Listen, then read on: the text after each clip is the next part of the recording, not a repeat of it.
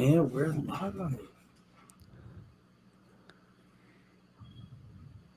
Okay, I'll get us going with an intro here.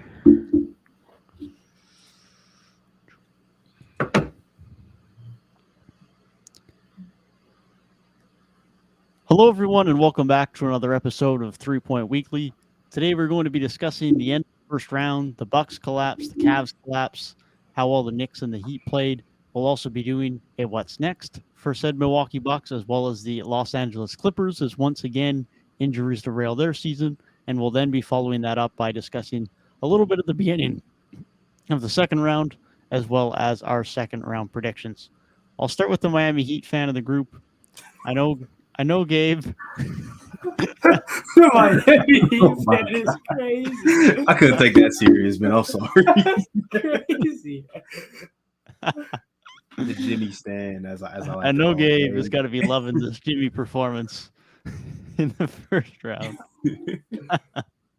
Yeah, man. I've always been a bit of a Jimmy stan, I'll say. It's definitely grown over time. Like, I liked him a bit in Chicago, then through the Minnesota, and the Philly days might have had me a little bit down on him because they played the Raptors in that second round, but he's been special in Miami. I think people really wrote him off after 2021, where it's like they had their bubble run, and then they were like bubble frauds or whatever.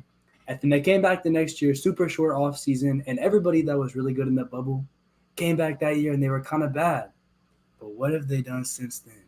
This Miami Heat team has two more times now came into the playoffs. Nobody expected them to do anything. Said, oh, they're finished. They're done. They're not going to make that much of an impact. And last year they were a shot away from the finals.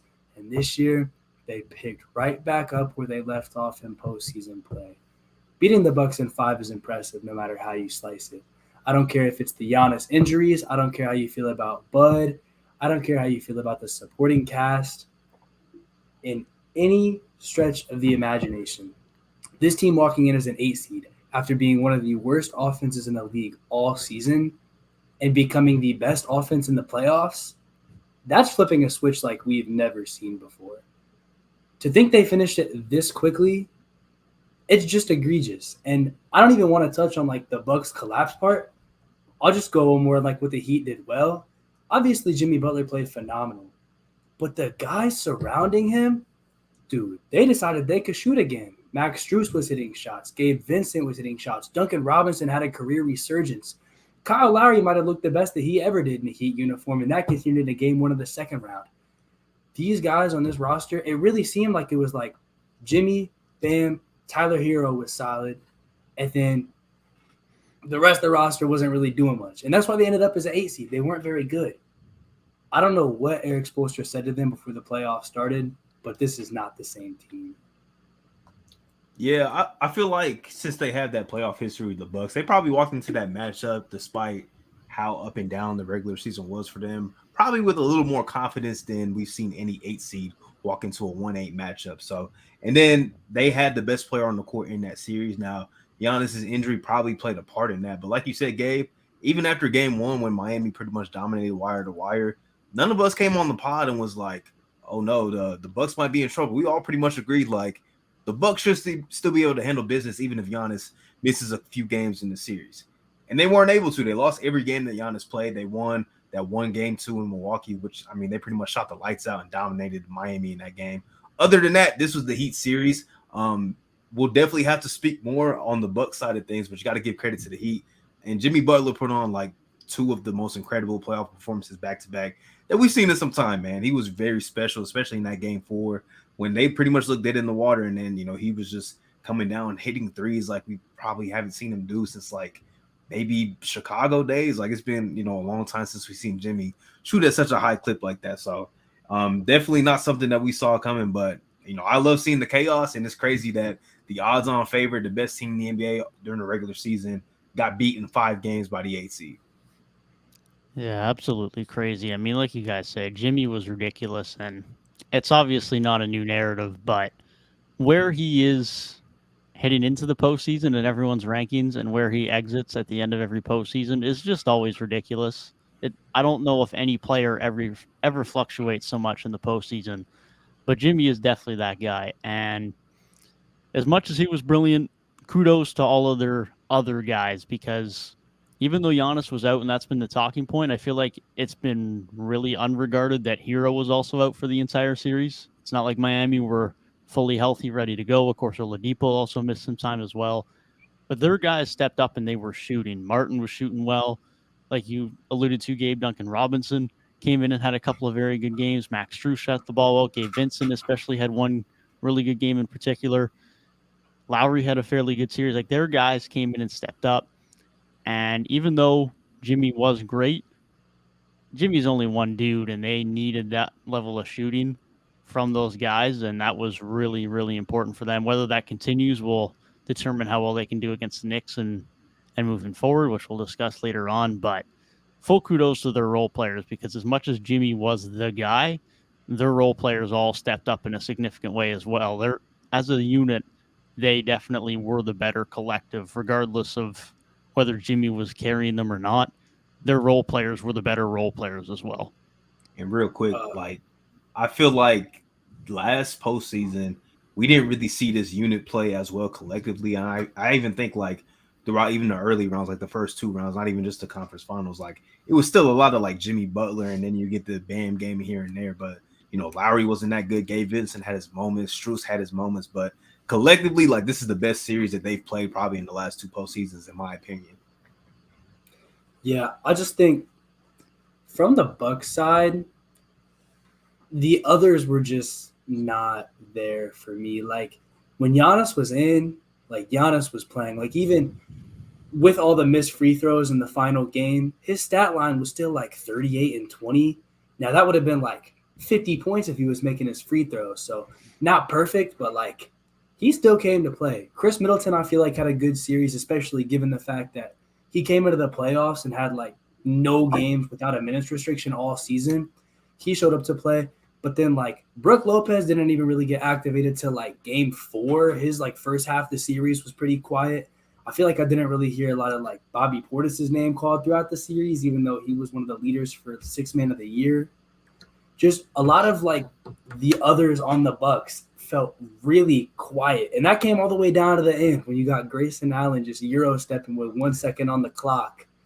It just and the biggest factor with them, I think people always point to Coach Bud, and those discussions are just going to be really strange now because you know the thing came out where during the series, I think they said like his brother died in a car accident, and so like as a person, like all condolences to him and wishing the best for him and his recovery and his mental health. So that just makes all discussions about the future of this team, and I think with him, just really weird and kind of poorly timed right now.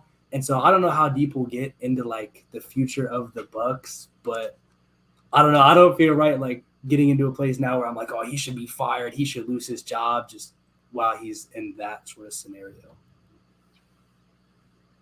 I don't know how to follow that up, but keeping it like strictly basketball though, it's inexcusable in my eyes, like to not call timeouts in those situations. Now, I will back this by saying the first one, there was 0.5 seconds left. Like, that's not a lot of time to even draw up something, but you have a chance to at least get something going to the rim. Maybe you get a lucky tip in and you win the game. Then call the timeout there, which was just so weird. And then in the overtime period, I'm actually a fan of, you know, sometimes letting it go off of chaos and just see if you can get a good shot. But nothing was materializing in that possession. And once the ball touches Grayson Allen's hands, that is full panic mode, and it's like, what the hell? We got to call timeout. Like, I don't care if it's 2.5 seconds left. We can draw up something better than Grayson Allen Euro stepping to the basket, which he hasn't done since he was at Duke. Like, that's just inexcusable in my book. Like, I cannot see any world where that's acceptable, and that's why coaching, I feel like people don't really understand how important it is in the playoffs. And we got Spo, who's one of the best championship coaches, one of the best adjusters in the playoffs, going against a guy in Bud who, yes, has coached his team to a championship, but we still are not too sold on his ability to be a true championship kind of coach year after year. And I think we saw that disparity a lot in these close games down the stretch in the series. There was definitely a lot of first round series that, especially in the upsets, the team with the better coach won. And obviously it's not all on the coach, but it definitely is that a big factor at times, and it certainly was a big factor in the Miami Bucks series. I'll touch on the Bucks a bit later when we go in depth a bit more on what they're heading into this offseason, but it was definitely a rough series for them. Everyone knew that Miami was going to be an annoying 8 seed.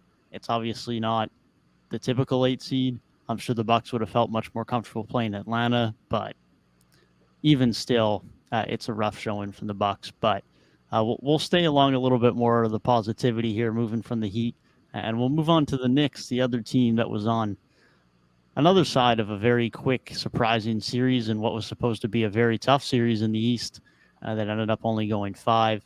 We'll start with you, Gabe. What did you see from the Knicks in round 1 that surprised you or that you really liked that you saw from them against the Cavs? Physicality in the big men. I think that was the whole tale of the series. It just really came down to the fact that Cleveland bought in on having these twin towers in Allen and Mobley, who were really supposed to dominate this front court matchup. I mean, Julius Randle was an all-star player, but he didn't play well at all this series. And then it comes down to who are their other big men, Mitchell Robinson, Isaiah Hartenstein. You're looking at that and you're saying those guys versus Allen and Mobley. I'm taking the Cavs in that matchup all day. Well, we got to the series and it was just the complete opposite. Mitchell Robinson absolutely he ate all series on the glass, just in the paint. Like they were not doing anything to him. And then even Cleveland's guards just were not making up enough to supplement that. They really had a couple flat games. Both of them, like Donovan Mitchell had like an 11-point game. Darius Garland had a couple stinkers in this series. There was just a severe lack of pretty much any production top to bottom in this lineup. You know, they obviously have their wing problem where they have one guy that can defend, they have one guy that can shoot, but they don't have one guy that can consistently do both. There's just so many things that were not clicking on offense, on defense, and the Knicks just thoroughly outplayed them. They just played steady the whole time. Jalen Brunson really showed out in this series and was the best player on the floor for most of it. And when that guy's a steady point guard is running the show, they just look more consistent across the board than Cleveland did. You took my point. I was going to say Jalen Brunson was the best player on the floor. And I think that surprised me the most because you look at Donovan Mitchell, we always regard him as somebody who is a very good playoff performer. Was not his series. And the concerns we kind of had about Darius Garland was not his series either, man. And I just think Brunson really just outplayed both of those guys. Like he was the most consistent guard on the court and the most consistent player on the court too. But like Gabe alluded to, like the physicality of Robinson, even though Randall didn't play great, he was still hitting the boards pretty heavy, before he got hurt. And Isaiah Hartenstein had a very good series too off that bench. Just very surprising to see Mobley and Allen get dominated in that capacity. I've seen like Mobley being able to get overpowered a lot, but not really Allen. And the fact he said the lights was too bright just kind of showed like, maybe he wasn't ready for that level of competition and that level of physicality in the postseason. So I'm impressive by the Knicks to get it done in 5 games because, we all thought this was like a 6-7 game series and it was more of a toss-up than anything. So very impressive win, and it raises maybe a little bit of concern for Cleveland moving forward just with this current core and maybe the changes that they'll have to make in the offseason. Yeah, well, I'll touch on that momentarily, but I'll start with the Knicks. Like you guys alluded to, Mitchell Robinson was the guy in this series. He was undisputedly the best big in the series. And as we talked about before, when you're starting 2 bigs and you don't have one of the best bigs on the floor, it's usually going to be a problem. And you guys touched on it all. Donovan Mitchell was up and down, was really poor to end the series. Darius Garland was up and down. There just wasn't a lot of consistency from Cleveland other than the fact that they were inconsistent and they didn't have good wing play. And that was the concern heading into this Cavs-Knicks series, and that was indeed what happened, alongside the fact that their bigs were a lot worse than expected. So it was always going to be an uphill battle for them, but the Knicks showed that they are definitely built to have some level of success in the postseason. Is that going on to make a conference finals? Is it going on to make an NBA finals? Probably not, but they're definitely at least at a level where they can get out of a first round because Jalen Brunson is so good, especially if RJ Barrett can continue to play as well as he did post the first 2 games of the series. He played really well on the offensive end and had some good moments on the defensive end. And for a team that can rebound the ball so well on the offensive glass, getting those extra possessions, especially in the postseason, just becomes that much more valuable. Now, how they do that against Miami, that remains to be seen, and Miami seem to be doing a better job of that, at least through one game. We'll see how that adjustment moves forward, and we'll discuss that a little bit more later. But as far as the Cavs go, they're early. They're early in their process of building, and so I don't want to be too critical because this is a team that last year jumped the gun and were better than expected, barely missed out on the postseason. This is their first postseason appearance with this group. Garland's getting his feet wet. Mobley's getting his feet wet. First year with Garland and Mitchell in the postseason. So as much as there is roster construction concerns, you don't want to be overly dramatic. The first concern I'll say is I don't think we can say Donovan Mitchell's a playoff riser anymore. I'm not ready to say he's a bad playoff performer, but he's now 2 first-round series removed from being a very good postseason basketball player, and that's concerning to me. Last year's bad playoff series does not get mentioned as much as it should, and last year he was really bad, and this year he had a couple of good games and then was really bad again. So that's concerning to me, as he needs to be the guy for them. And if he's their guy come the playoffs, that didn't bode that well this year, and it didn't bode last year very well for Utah either. The second thing then for me is, how do they get wings? Because whether you believe in Allen and Mobley as a duo or not, even if you think they should retain both, that's fine, but then how do you get wings? Because they've used all their first-round picks. They don't have that anymore. They used them to get Donovan Mitchell. So there are options to get some actual productive wing play as opposed to just guys who can play and aren't really doing it for them, as we're now seeing with the Suns. There's a difference between depth and impactful depth. The Cavs just have depth. They don't have impactful depth on those wings. And how they're going to get that's going to be problematic. They're going to have to draft well with their first-round pick every second year for the next few years. But the only way they probably get high-quality depth now is if they move off of Jared Allen. That's probably the only valid option. And so whether people agree with that or not, there's a reason why that's being floated around, because Garland and Mitchell's your backcourt, and you're probably not trading away either guy at that high a value for depth. That trade just probably doesn't work. You're looking for more value, and you're probably not getting depth plus firsts. If you're Cleveland, that just doesn't make any sense, and no different from Mobley.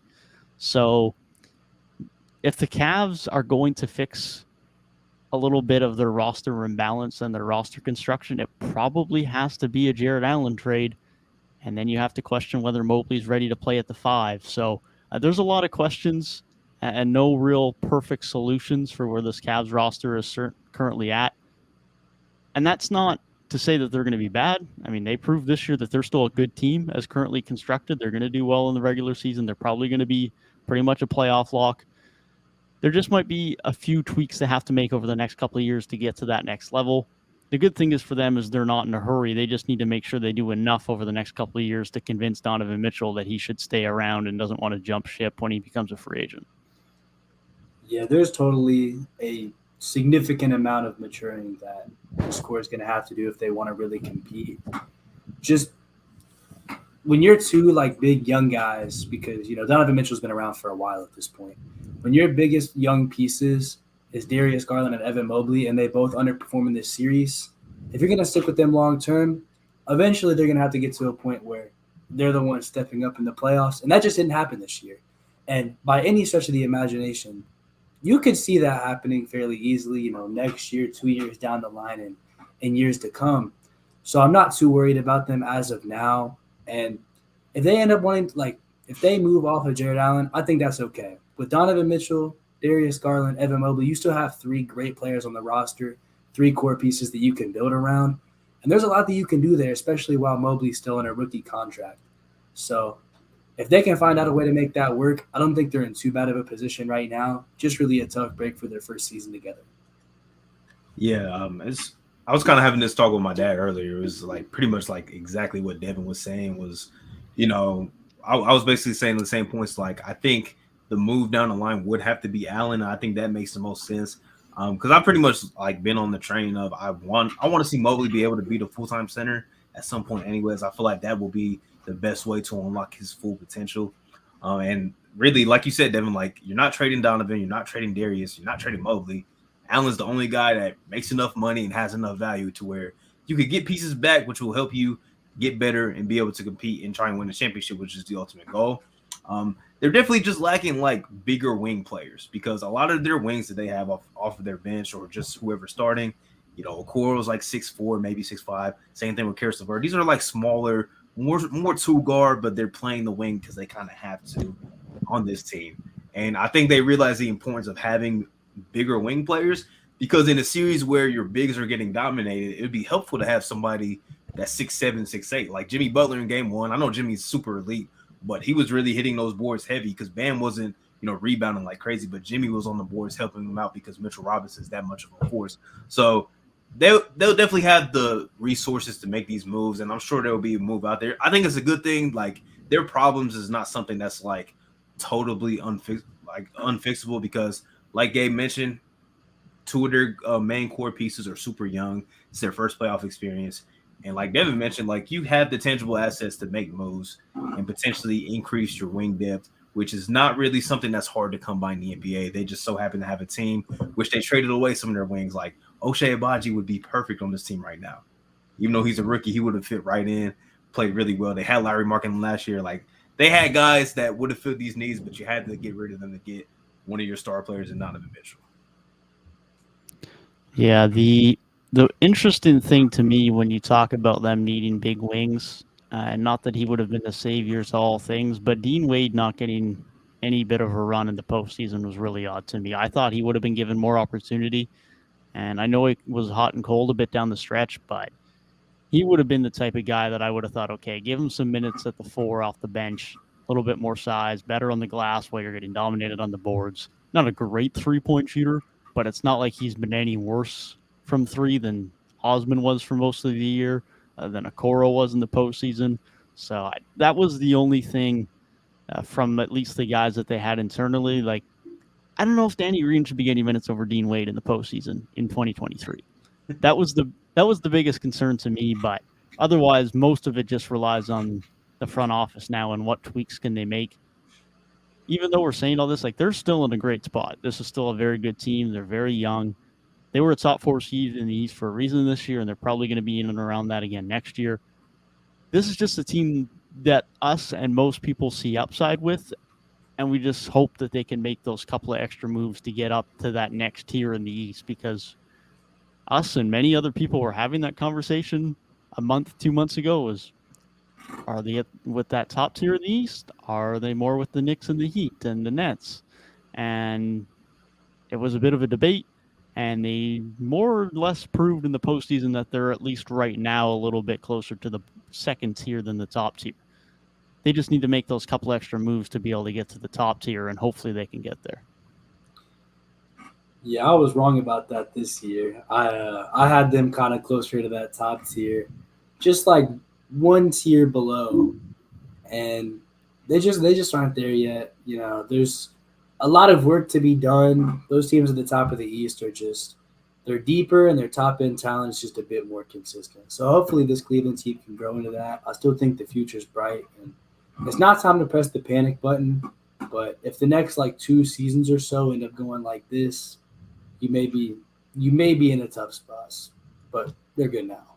Yeah, I would say if next season is like a similar result, then it's like, okay, panic time. But, I trust this front office enough now, which is funny because for the longest, Cleveland was one of those front offices, which was like LeBron makes all the decisions, blah, blah, blah.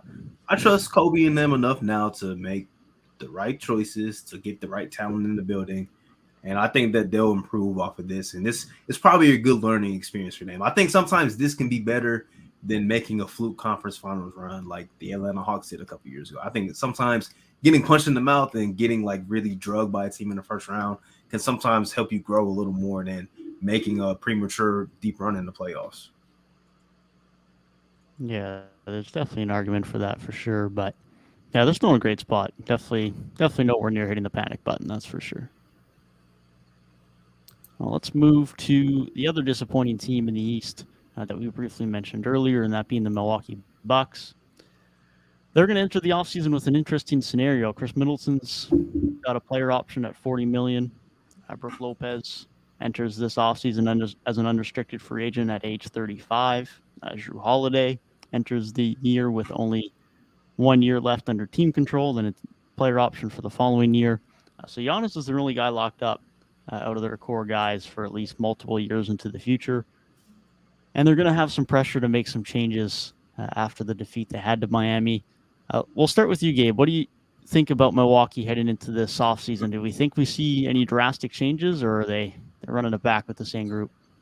Let me plug myself here real quick because, listen, the first video I made on my solo channel, check it out, GabeSlidIn, see it on my name card. Link in the description. Was the first. It was ranking every NBA franchise by the strength of their future.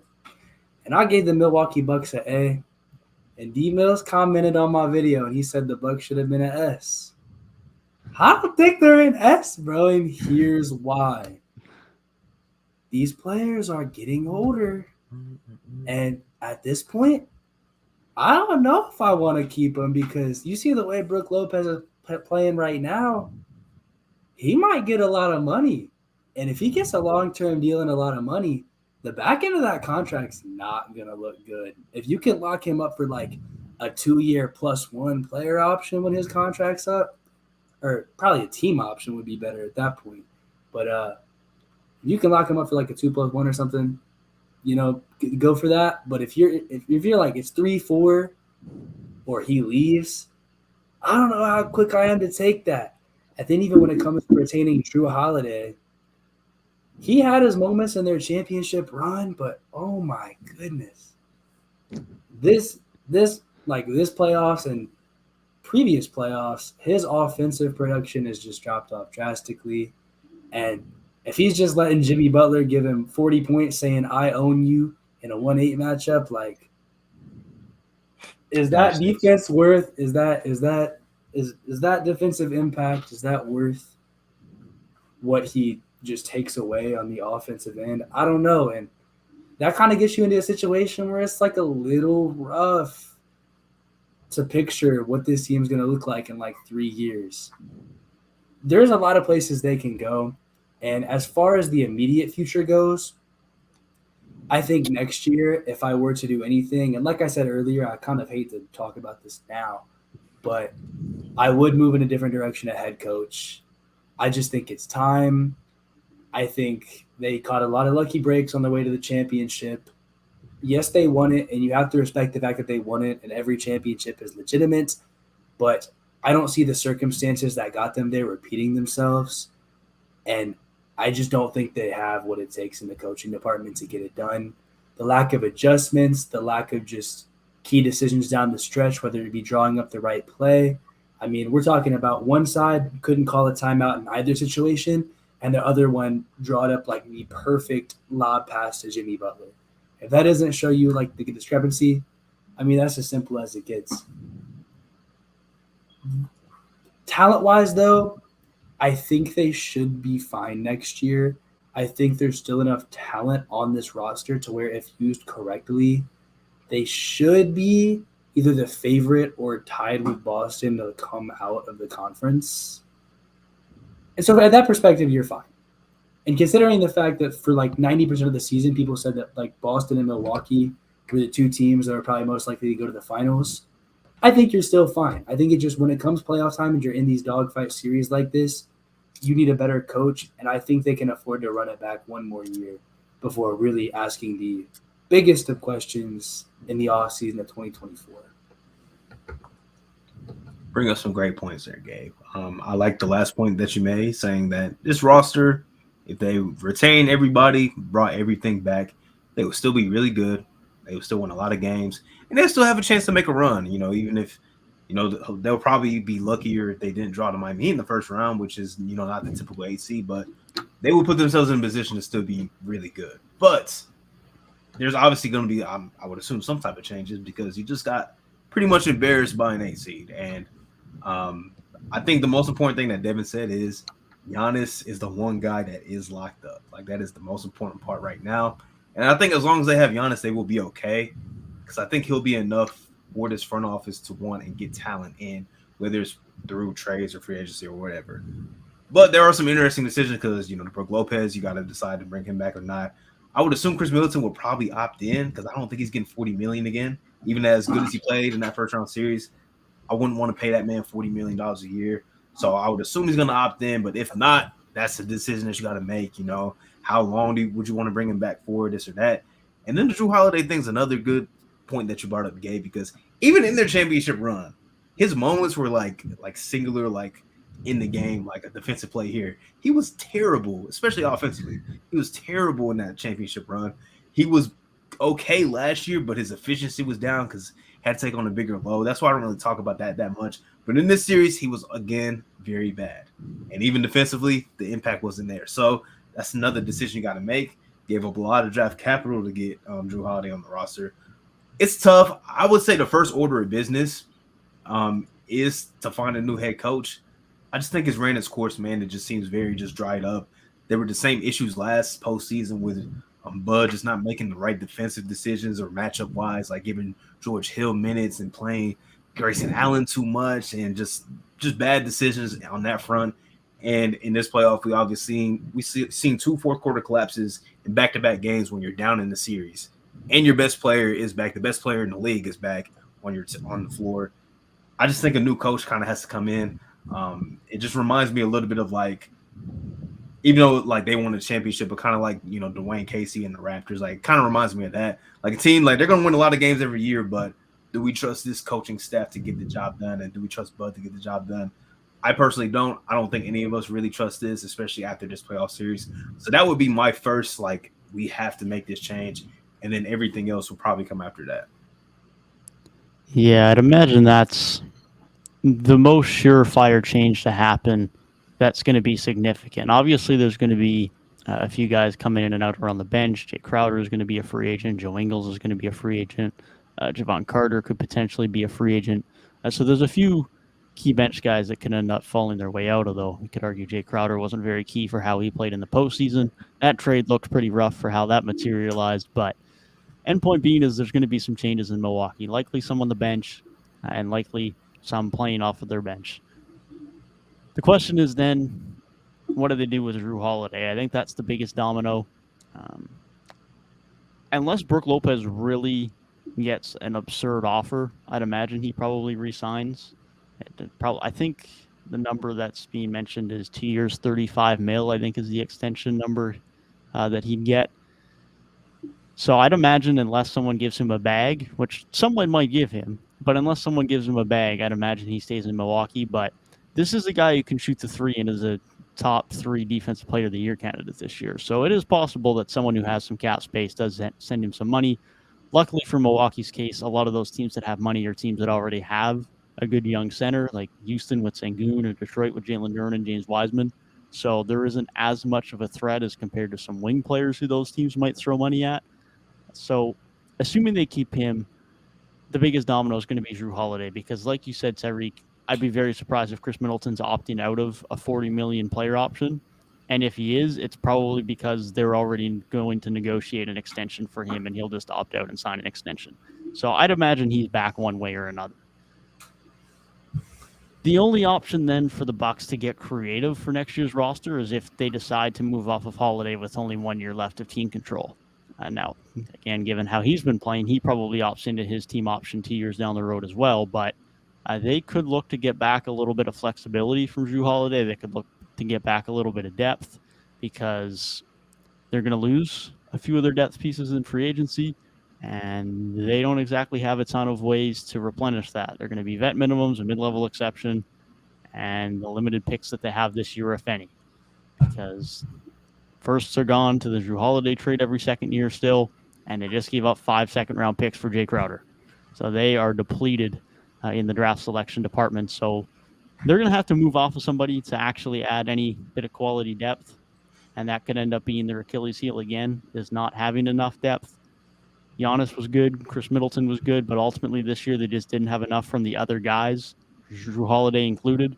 So maybe they decide that finally we know we can be a good regular season team with Jrue Holiday, but we're not buying into what he gives us in the postseason. And they probably don't look to get back another star for him, but maybe they trade him to a team for a first or two for some flexibility in a different trade towards the trade deadline and get back some bench pieces.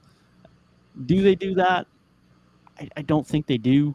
I think they probably primarily run it back with this group, but that's probably the only option they have to change the roster construction and add a little bit more flexibility for them this upcoming season. But like you mentioned, Tyrik, at least Giannis is locked up. That's the biggest thing for them. And as long as he's there, they're going to remain competitive regardless of what's around them. And I'd imagine that's not going to be any different next year. Somehow they're going to get Damian Lillard, man. No fucking shot, bro. Nah, there's no shot. Somehow they're going to get Damian Lillard. Myers, Leonard, Marion Beauchamp in a couple seconds. I don't know how they're going to do it, but we know these fleeces like to happen. And I'm breaking my Portland silence for this.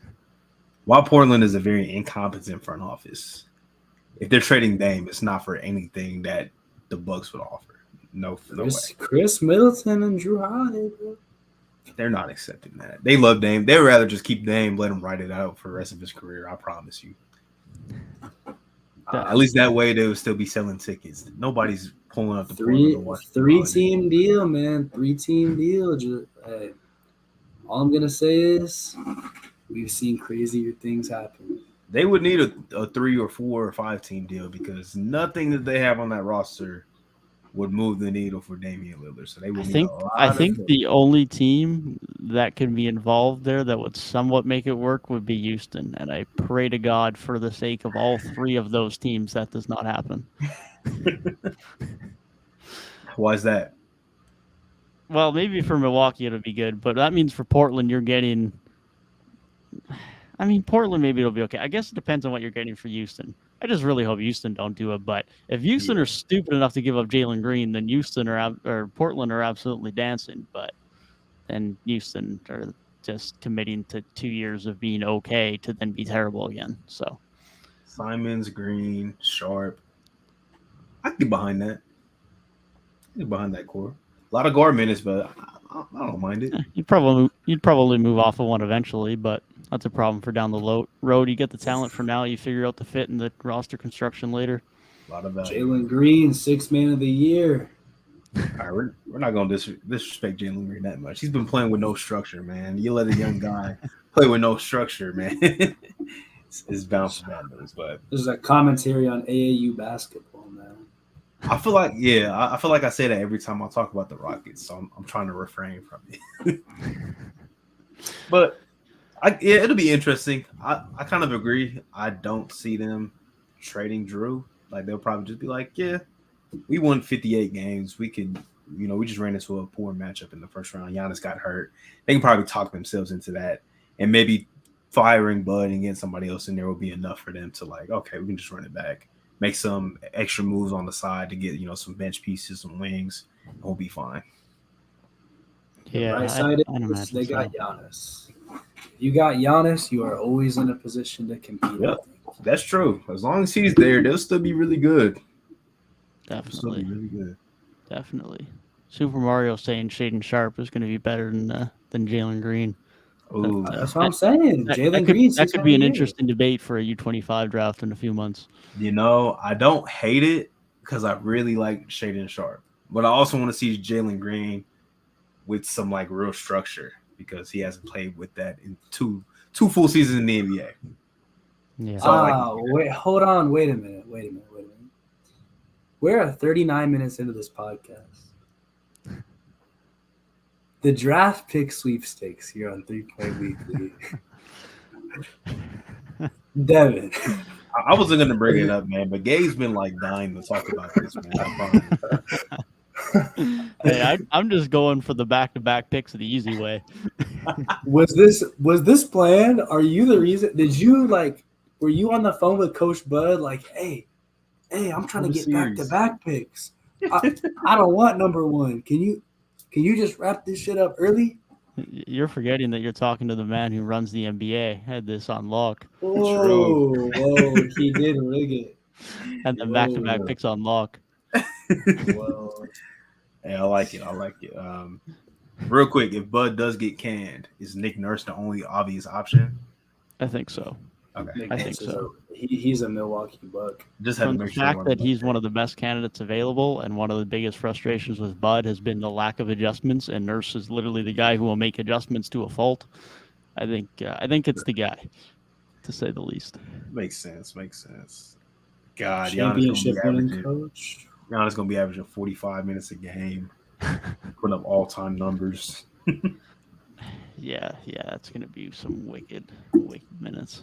Drew Holiday will be getting a ton of minutes too if he's still there. You know, Nurse would be loving Drew.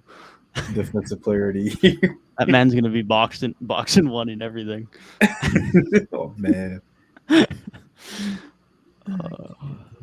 Well, that will bring us to our what's next in the Western Conference, with the Clippers once again losing out due to injuries. Kawhi being injured after the first couple of games. Paul George not making an appearance.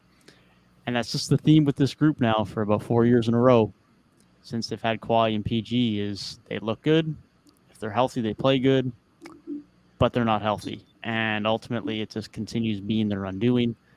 And they're now at a point where both of these guys only have 1 year left on their contracts before they hit player options and can then opt out in 2024 free agency. I'll get your thoughts first, Tyrik. Do you think they should run it back for one last hoorah, or is it time to finally get a little bit back for their stars and start the next era of Clippers basketball? Y'all know me. I'm the man that's not afraid of a rebuild in the NBA, bro. I'm not afraid of it. If I was running things, I would definitely hit the reset, man, because one thing you can't work on is injuries. Like, you can't work on durability. And it just seems like it is, like you said, it's the same story with this team. Year after, like, outside of the bubble, it's been an injury after injury after injury. And it's just like, at what point is enough? And you just kind of got to, take your losses and see what you can get back in return, because you traded so many draft picks for Paul George. You traded away Shai Gilgeous-Alexander, who's looking like should be an All-NBA, at least second teamer at worst this season. It's unfortunate. I don't know what would be out there. You could probably get something for Paul George still. Kawhi, like, you can definitely get value if you wanted to move off of those guys, or even if you just wanted to stick with one and maybe you run it back next year. But this iteration of the Clippers just has not worked, man. I mean, they made one conference finals, but it was after a Kawhi injury. The bubble was a failure. Last season missed the playoffs. Kawhi missed the entire year. And then this season, Kawhi's playing Kawhi Leonard level basketball in the postseason, and he gets hurt. And Paul George is hurt, pretty much the whole back half of the season. So it's tough. I would probably lean towards a rebuild or a retool, which would probably include trading one of those guys at least. And I'm assuming the first one to be traded would probably be Paul George, maybe, because I don't know. If I'm still trying to be somewhat competitive, I would rather have Kawhi there. But it's some tough decisions to make. I feel like they're going to have the thought, though, of let's just give it one more year. Maybe we can hit the perfect storm. Kawhi will be healthy enough. Paul George will be healthy enough.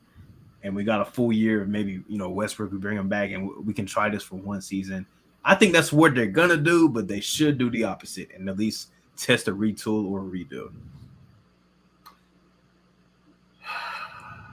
The floor is yours, Gabe. This is your team. This is your team, brother. It's your team. The Flippers are finished, bro.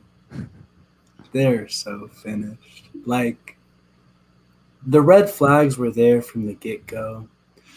Paul George was having issues with his shoulder at the end of Oklahoma City. Kawhi Leonard missed like an entire season with the Spurs, and then load managed the entire time with Toronto. He had a great playoff run, and Paul George had one of the best seasons of his career that year. But the red flags were definitely there, and it's never panned out. It's never panned out. The only time they were pretty much healthy was the bubble, and as a lot of people like to say about the Lakers, but it applies to the Clippers too, is like the only time they were really healthy forever was like when they had 6 months off right in the middle of the season. And they just can't put it together. And at this point, I think if you're trying to talk about moving off of these stars, it's who would trade for them? If I'm a front office and I'm like, yeah, I want to get my team a ring. Do I want Kawhi Leonard? He's not going to play. He's not going to make you better in the regular season because for as many games as he might improve you by, he's missing like probably 30 games. So the people that you traded for him, they have like 30 extra games of production. So all in all, like how much better are you actually getting during the regular season? And then in the playoffs, it's like he's probably not going to be there the whole time because he just doesn't have the ability to stay healthy. And we never want to predict injuries, but you can just safely predict using logic that when somebody is just consistently out year after year after year after year, there's a reliability issue. And if I'm any general manager, I can't trade for that. And it's almost the same thing with Paul George at this point, although to a bit less of a degree, but there's still just so much injury there. And when you really just put that all together, I don't know if they're really in a position where they should trade them because they already have like no picks. And so if you have no picks, what do you really get out of being bad? And so at that point, you're just bad to be bad. And whatever they're going to get back for them, if I'm other general managers, I'm not giving you that many picks back for them because why would I? It's clearly not a good investment. And so I just think their only option at this point, and this is what happens when you buy in and you trade like a gazillion picks to get some stars and try to win titles, and it doesn't work out. When it fails, they're going to leave, and then you're just going to be bad for a while, and you have to deal with that. I think what they're going to do, they're going to run it back one more time because I think they have a good amount of pieces. Norman Powell played well in the playoffs. Terrence Mann had some solid moments. Eric Gordon, I don't think he'll be back, but he had like a good game or two. And, they have guys. Hopefully Marcus Morris is nowhere near rotation in next year's playoffs. But there's some guys on the roster that can do well. And if there's anything this team's done, it's just continue to acquire depth. However, at the end of the day, no matter who they have, this team will end up injured in April, and they're just not going to make it because the Clippers franchise is forever cursed. Lob City ended the same way. This era is going to end the same, and I don't know if a new arena will help out, but if that doesn't, buddy, you better pack up and start moving to Seattle because I don't know what the hell is going on with this franchise. It's clearly just never going to work out. It's been over 50 years, and they just continue to have failure after failure after failure after failure. And basically next year they're on their last legs because I can promise you there's about a 5% chance max that either star gets traded, and when next year inevitably rolls around and they fail again after being mediocre in the regular season due to load management, it's over. And after that, first of all, this is going to be my last point too. After that, and this is how I'm going to hand it off to you, if you're like looking around the league, after next year, who's even offering Kawhi and Paul George a contract? If you see that like a long-term deal, like the deal they want, what teams do you think would be a viable player for them after seeing how this Clippers team has unfolded the past like 4 years? Portland. Houston. The Wizards. There's teams that will do it. I'm proud there's teams that will do it for sure. 1,000%. Sorry, you guys knew that. You guys should have known the tangent was coming. Pat Riley probably would. They have money. And we got to stop Gabe. I was thinking like earlier this week or over the weekend. Haven't heard Gabe bring up Seattle in a long time. He just did it, but we got to remember it's not going to be relocation. It's expansion, bro. He's not doing either. Adam Silver, didn't they just like do a new CBA?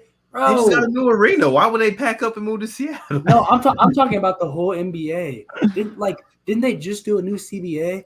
Like, yes. Expand the league. Like every other league is expanding, and there's so much talent. They will. Just it's probably not for another 2 to 3 years, but they will. Plus, they're not the Clippers. They're opening up a new arena in like in a year. I think 2024. So. They're a poverty franchise, bro. The Lakers run LA. Yeah, they definitely do, and this era has not helped. But let me preface it by saying I think they're going to completely run it back. I think they're going to bring back Russ on a mid-level exception, and they're just going to run it back as is because when healthy, this team has been good enough, and they've proven that they can be a borderline contender. And this front office has committed way too much to give up on that. Even if it seems unlikely, even if there's only 1 year left, they're going to recommit. Do I think they should? Definitely not. There's no shot they should be, especially when you consider the fact that we haven't brought up the fact that Kawhi is not back until probably at the earliest the new year next year. Because his injury is a 3 to 6 month recovery, and we know Kawhi is always on the later end of those recovery times because he's just had so much wear and tear. It takes longer to recover. That's just the nature of Kawhi. That's just what you're getting. As great of a talent as he is on the basketball floor and as unlucky as some of his injuries have been, the reality is he is going to take a while to recover. So you're probably without him for best case scenario a half of the season next year.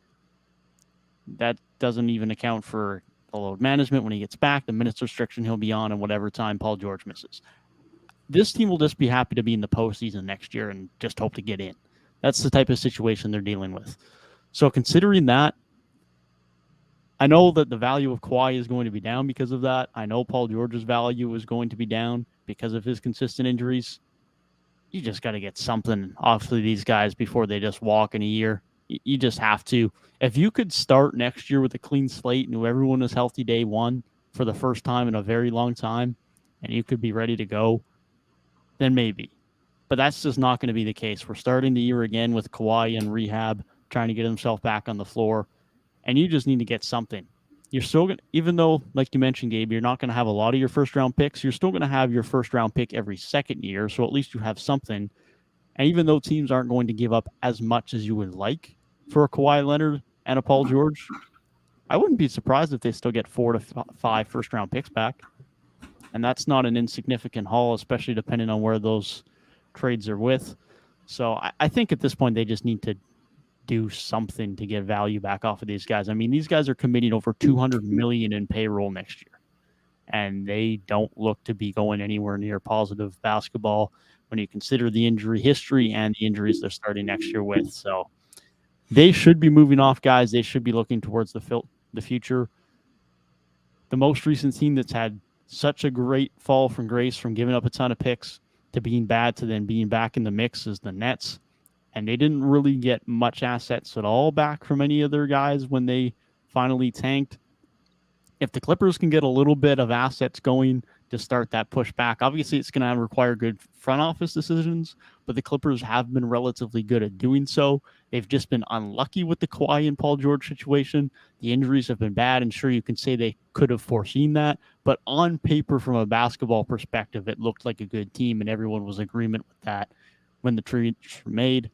I think they just are at a spot now where they need to get something back for these guys before they're just left with Norman Powell and Terrence Mann and Brandon Boston in a couple of years. Because that could be what they're dealing with. Then you still only have a first-round pick every second year until 2028. Then it starts to get a little bit rough, and maybe that's what they'll do, and it's probably what they will do because it's the Clippers and they're desperate for success. But it's going to put them in a really tough spot, and I'm not hopeful for them having much more success next year. Yeah, that's my thing too. Like, I like what Gabe was saying too, because it's like, well, if we're bad, like, yeah, one of these years we're not going to even have our pick. But it's like when you buy a car and then you're going to sell it like a few years down the line. You're obviously not going to get the same value that you got in your car. Like, it's just not going to happen. So you just got to go ahead, cut your losses. If I get something back, I will take it, man. I can use it, and we'll go down the line and we'll get a new car.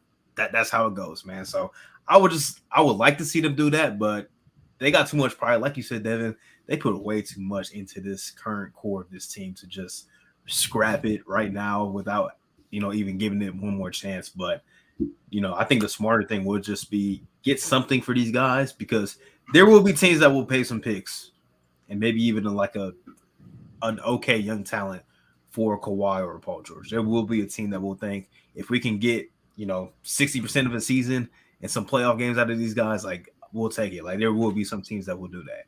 I can definitely see a lot of, probably like a third of the league that would be willing to do that if they, if the opportunity came to their doorstep. So, I definitely see what you're saying too, Gabe, but the smartest thing would be for them just to get something back, because if not, I mean, you're gonna try and run it back next year, but Kawhi is gonna miss pretty much half the year. Paul George is gonna miss games. We know he is, and other guys are probably gonna miss games too. So it's just like, just kind of got like a difficult decision to make, but we all know what they're gonna do. Very similar to the Bucks. We know what they're gonna do.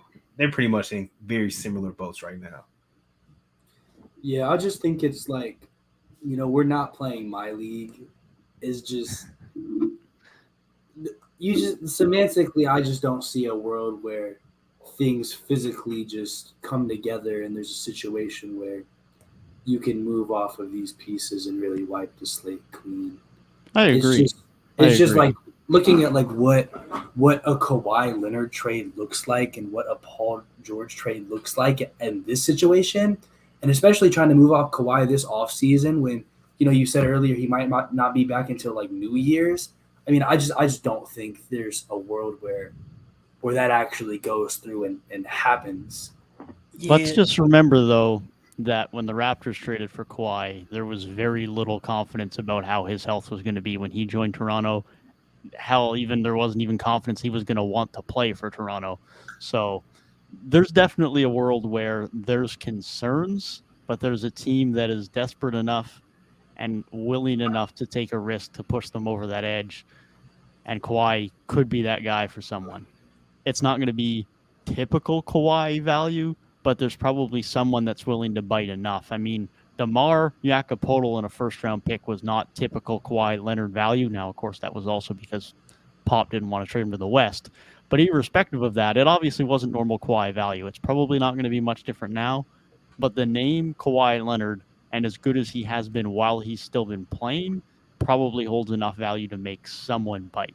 That'll make smart front offices not bite. But as we know, there's some front offices that at times make some pretty questionable decisions. And I'm sure one of those will be interested in Kawhi. Yeah, it's like even like Kevin Durant's haul was not ridiculous. And we just saw him get traded, a few months ago. His haul was not crazy. It was, Mikal ended up being, better than people maybe anticipated, but it wasn't like 12 first-round picks and, 2 young stars or anything like that.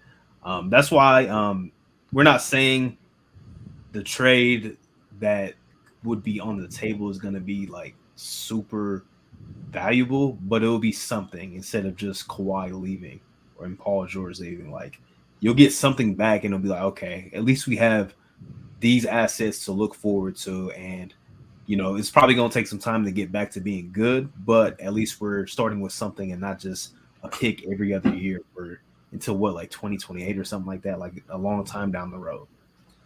I think if I had to predict something like that going down, I would more think they run it back, and then once the contracts are up, they do a sign and trade. Kind of like when KD left the Warriors and they did like the sign and trade and they got like D'Lo back, and that was kind of like their return when KD left.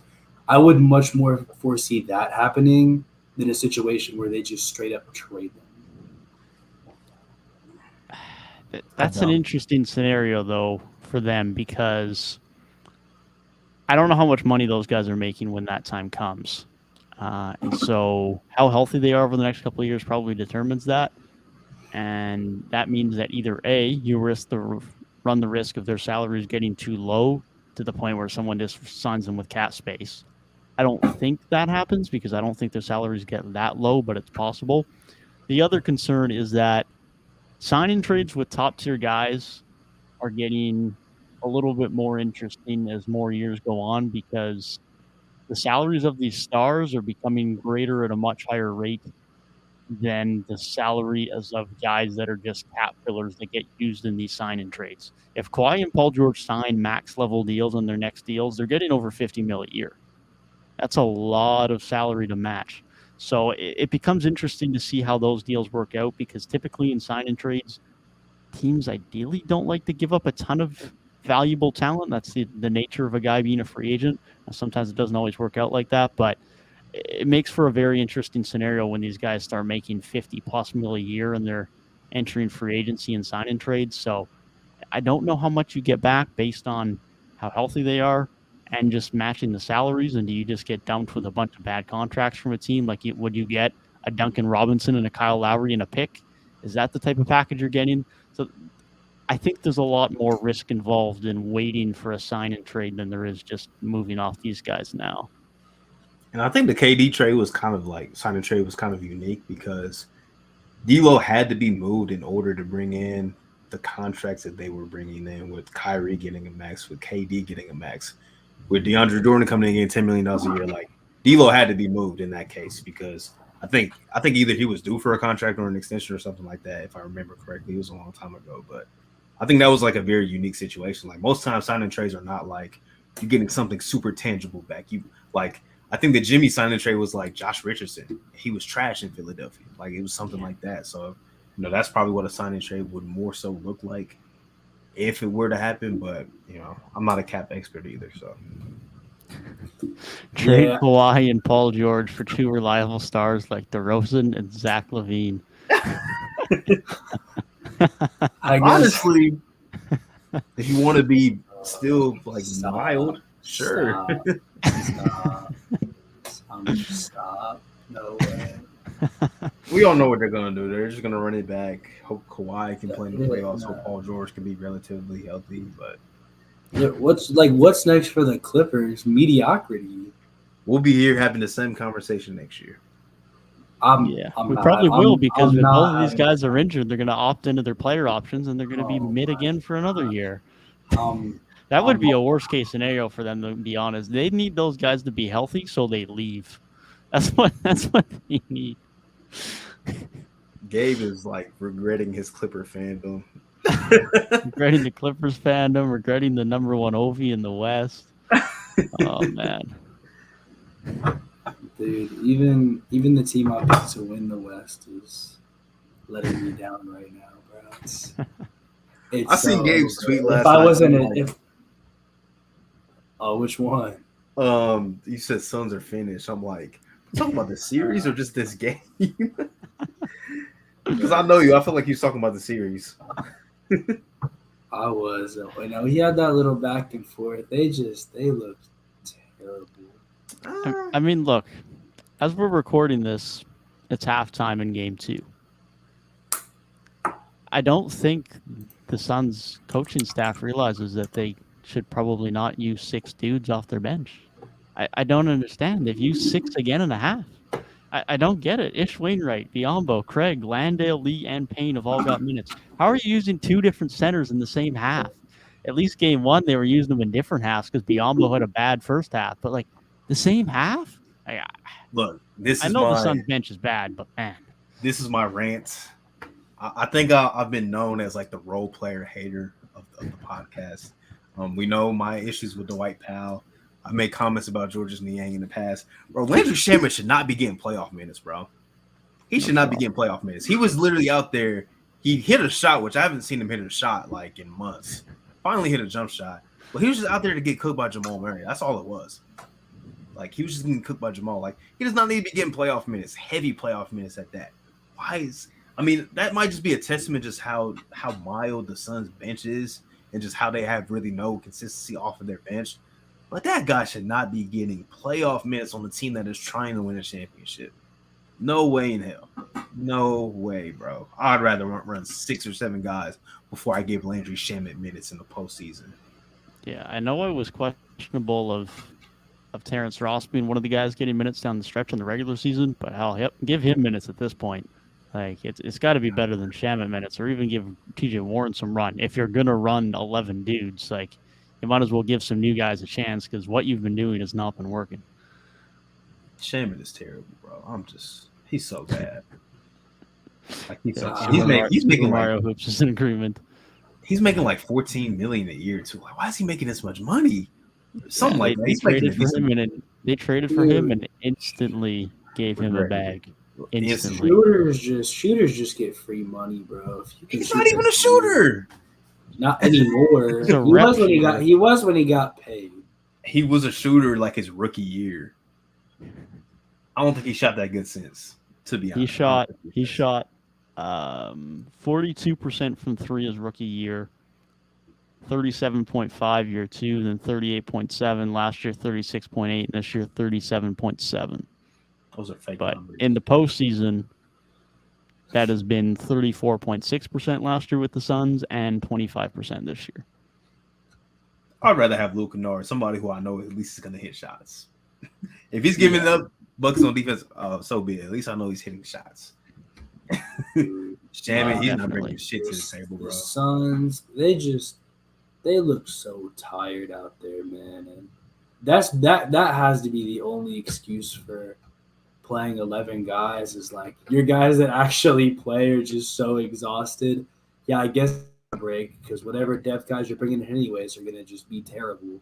So just have at least a couple different guys be terrible so they can have a little bit more energy, I guess. The one thing the Nuggets have going for them in this series, at least from like game one, from what I saw, is like at least the guys they bring off their bench can actually play basketball. Like they're actually like solid. Like Bruce Brown's good. He's a good guy to come off the bench.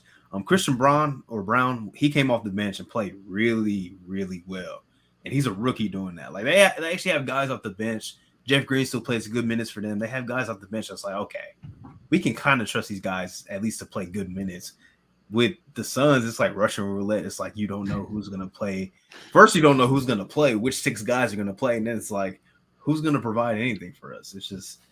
It's so odd for them, man. I mean, they got the top end talent, but, depth really does matter in the postseason, at least having a few guys off your bench that you can trust. Instead, they have 0 guys off their bench that they can really consistently trust, except for Biyombo. He brings to the table what he does every single game. DeAndre Ayton was terrible too, bro. I can't believe this. I won't say I put a ton of stock, but I put a significant amount of stock in the fact that DeAndre Ayton would get to the playoffs and he'd be like, oh, these games matter. And, he did really well in the Jokic matchup previously. And, he has some solid playoff moments in the past. And I don't know what happened to that guy, but that's not the guy that's playing in this playoff series. The guy that's playing in this playoff series ain't doing a damn thing, whether it's on the boards, whether it's on the inside, whether it's on offense, on defense, it don't matter, bro.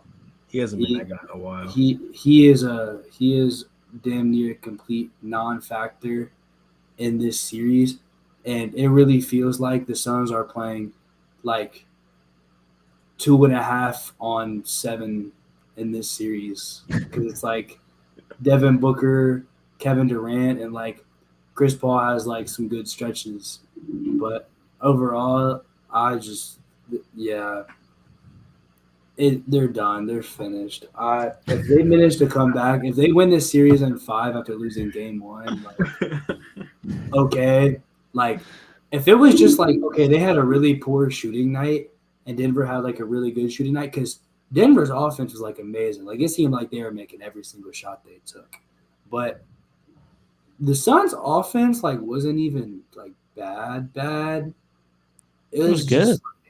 It was good. Their defense was just so terrible, man. It was terrible. The biggest difference I saw, and it's very surface level, but it's like it really just explained the game. Like you said, the Suns didn't play bad, but I think at one point, like they were like 4 of 10 from 3, and the Nuggets had already hit 11 threes. They already made more than the Suns attempted, and that was just very telling. Like that's why it seemed like, damn, the Suns are playing good. How are they down 15?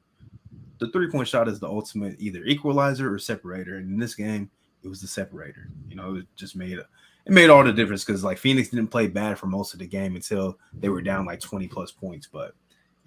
That it's that mid-range game against the 3-point shooting of Denver, and Jokic was pretty much being dominant, as we expect him to be, especially because Ayton is very, very hit or miss, especially, in this stage. Like you said, Gabe, like that guy that we saw a couple years ago, that might have been a guy that was just trying to get paid because this Ayton is just like, even when he has like his stat line looks good, like he could have 18 and 11. Is the least impactful 18 and 11 that you can possibly see. Yeah. I mean, that good defense that we saw in the run to the finals a couple of years ago is just nowhere near the same level anymore. And he looked like he was going to be a really solid 2-way big.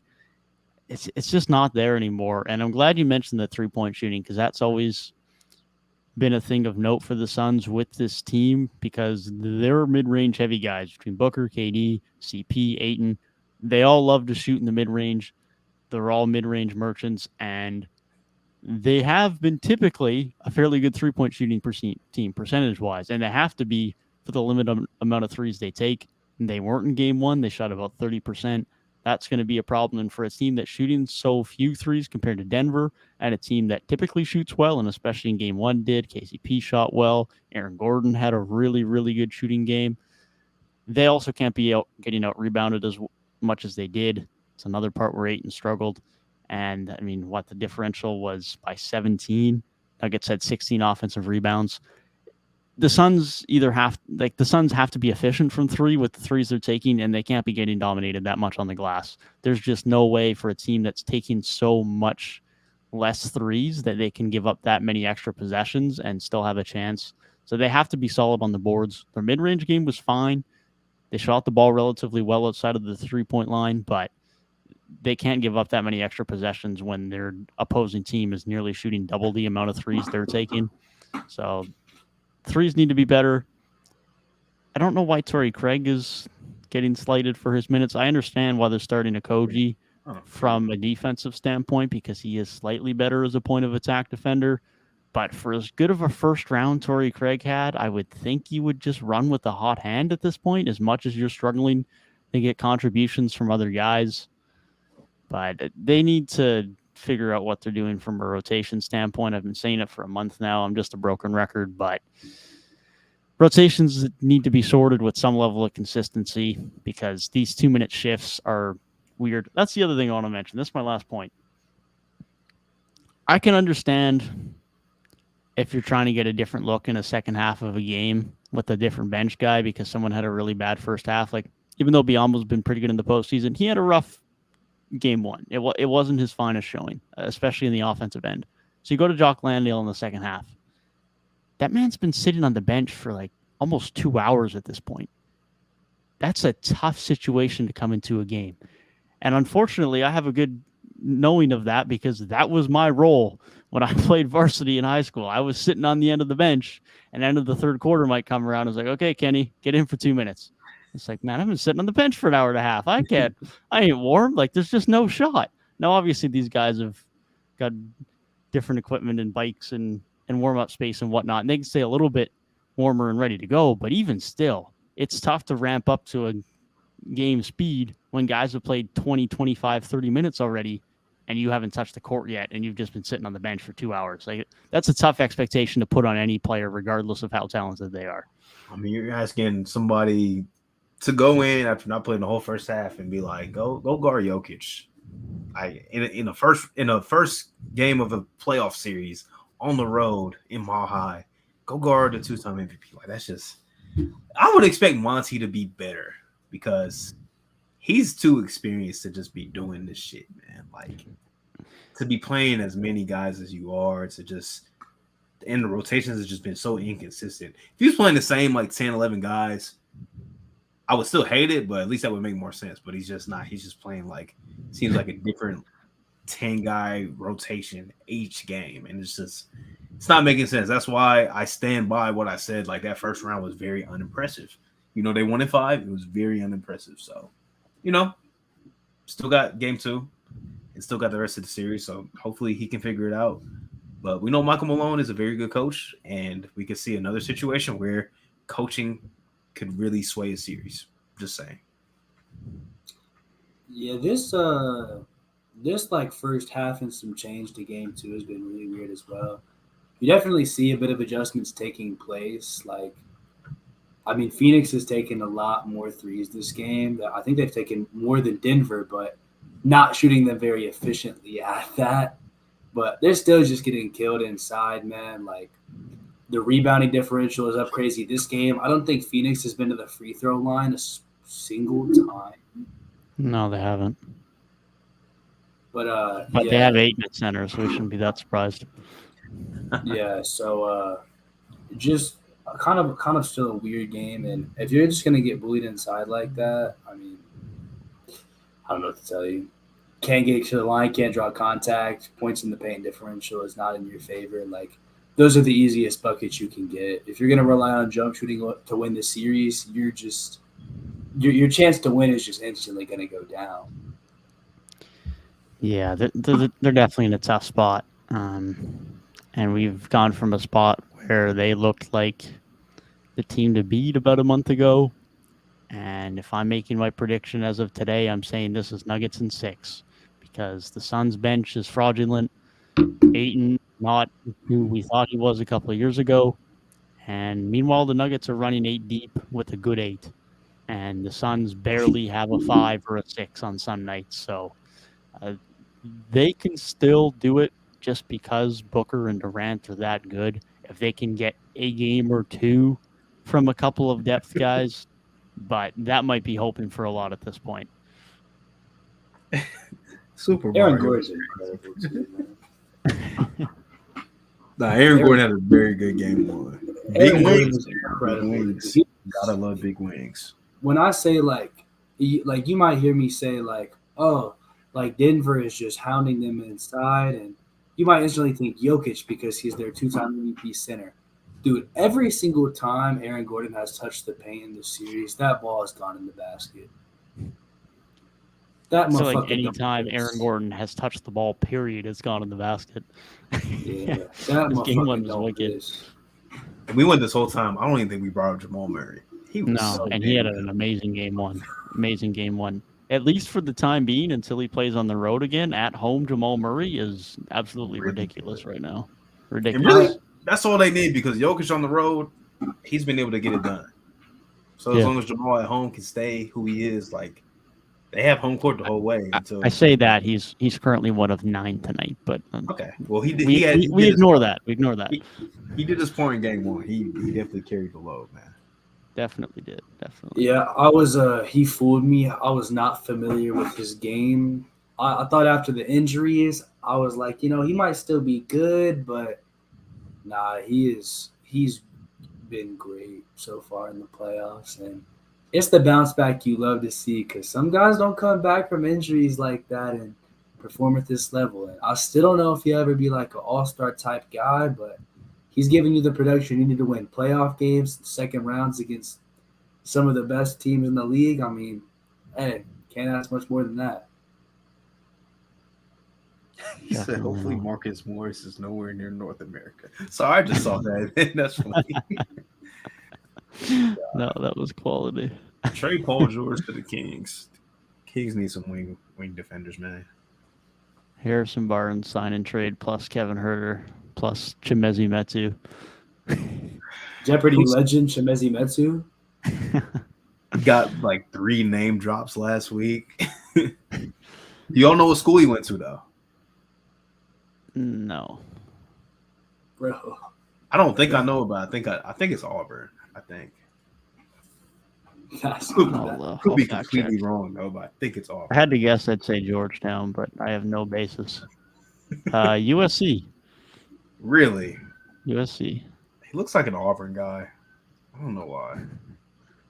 I wouldn't have gave you that if They'd heard in the Brazil basketball league. He doesn't know hoops. Thanks, Mills.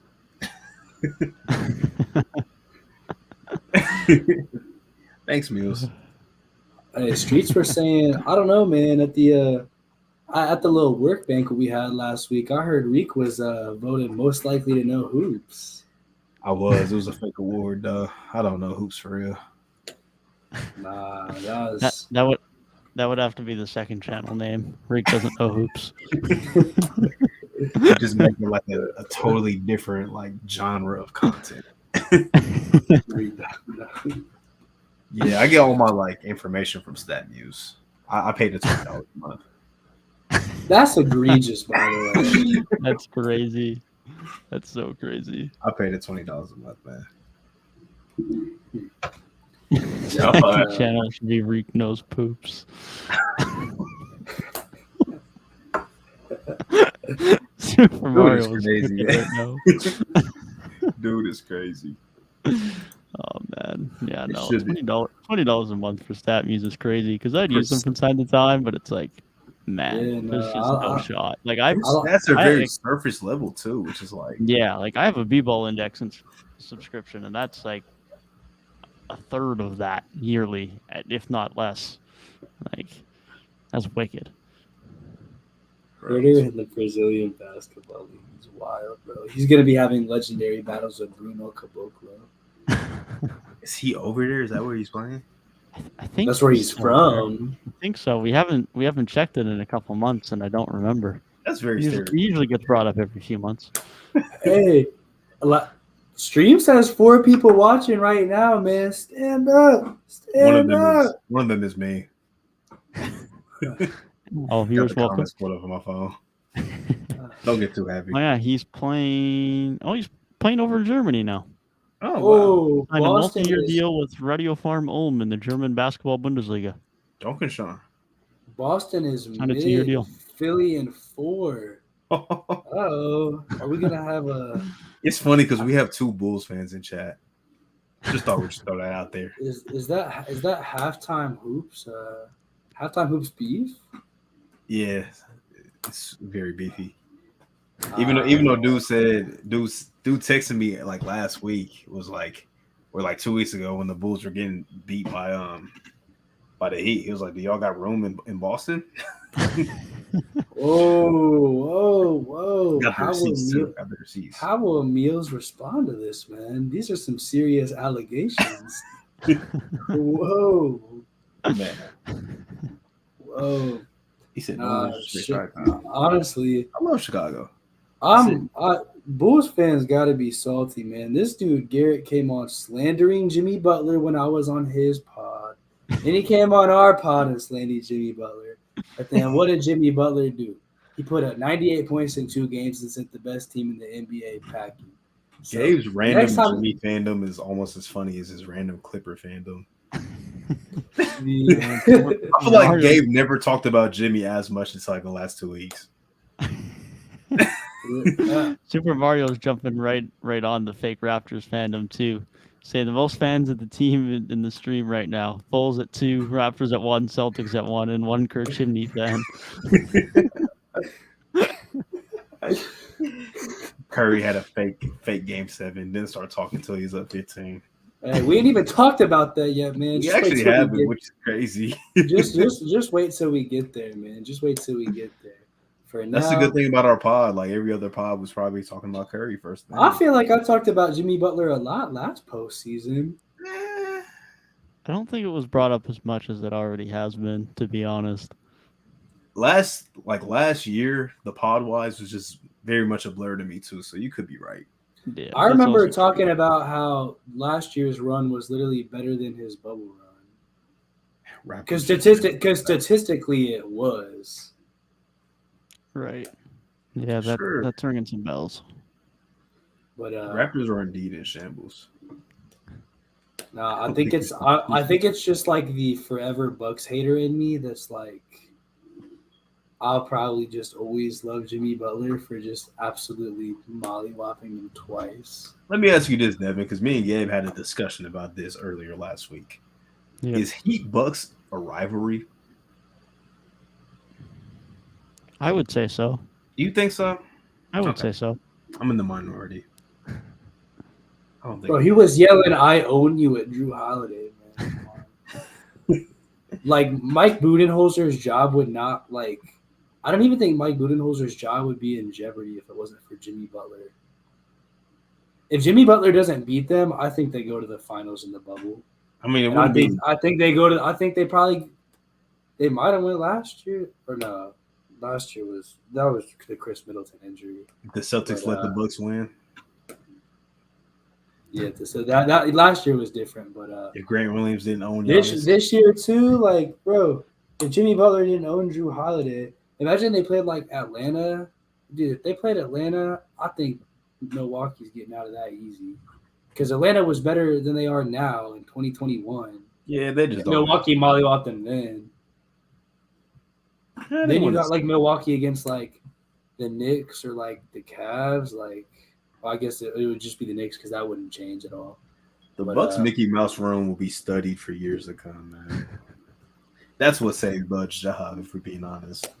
That run was literally that. I think we probably talked about this last week, but that run was easier than the bubble was, bro. 1,000%. Definitely. I feel like the Lakers weren't even like by fans favored in most of their series, maybe until the finals. I feel like people were like, "Oh, Dame's about to send them home," and it's like, "Oh, Harden and Westbrook's about to send them home." And then maybe they said the Nuggets was maybe going to lose, but The Hawks fell off after losing Gallinari. You know what's crazy to me still, bro? This is what's so frustrating about the Clippers, bro. Literally, the Lakers were like in the 11 or 12 seed like all year. The most hated team in the league. All Lakers slander. All day. Talking about we want to play the Kings in the first round. They're calling their shots, calling their matchups, and everybody's like, bro, you guys suck. Not even the best team in LA. That team that was literally in like the 12 seed at the turn of the new year has been in the playoffs longer than the Clippers. Is this the evolution of Laker fandom for Gabe? Blow it up. Blow it up. It's the evolution, listen, man. Listen, He's switching man, locker rooms. I'm not going to lie because like as an enjoyer of basketball, the Lakers have been very fun to watch since they made all the trades. However, if it was like a conference finals between the Suns and the Lakers, I would be rooting against the Lakers in that series. I would be rooting for my draft pick. I would be rooting for the Suns. Come on. Good answer. Very fair. Got to go for the other back-to-back pick. I respect it. But Legault is here strong, man. I know the Bulls fans in chat might not like that, but Warriors in 5. It's time to talk about the Warriors. Okay, Curry fan. It's time to talk about the Warriors. Gabe, Devin, what? Nah, I think Devin needs to start this one, bro. I'm tired of talking. I'm tired. This man's saying he's tired of talking once he's got to prep his 5-minute tangent on Curry. He needs to hit the script writing real quick. Hey, let me open up Google Docs. Man, yes. I mean, to be honest, Game 7 about as I expected. The Warriors were the more experienced team. The Warriors have the coach who's been there before. The Warriors have the players who've been there before.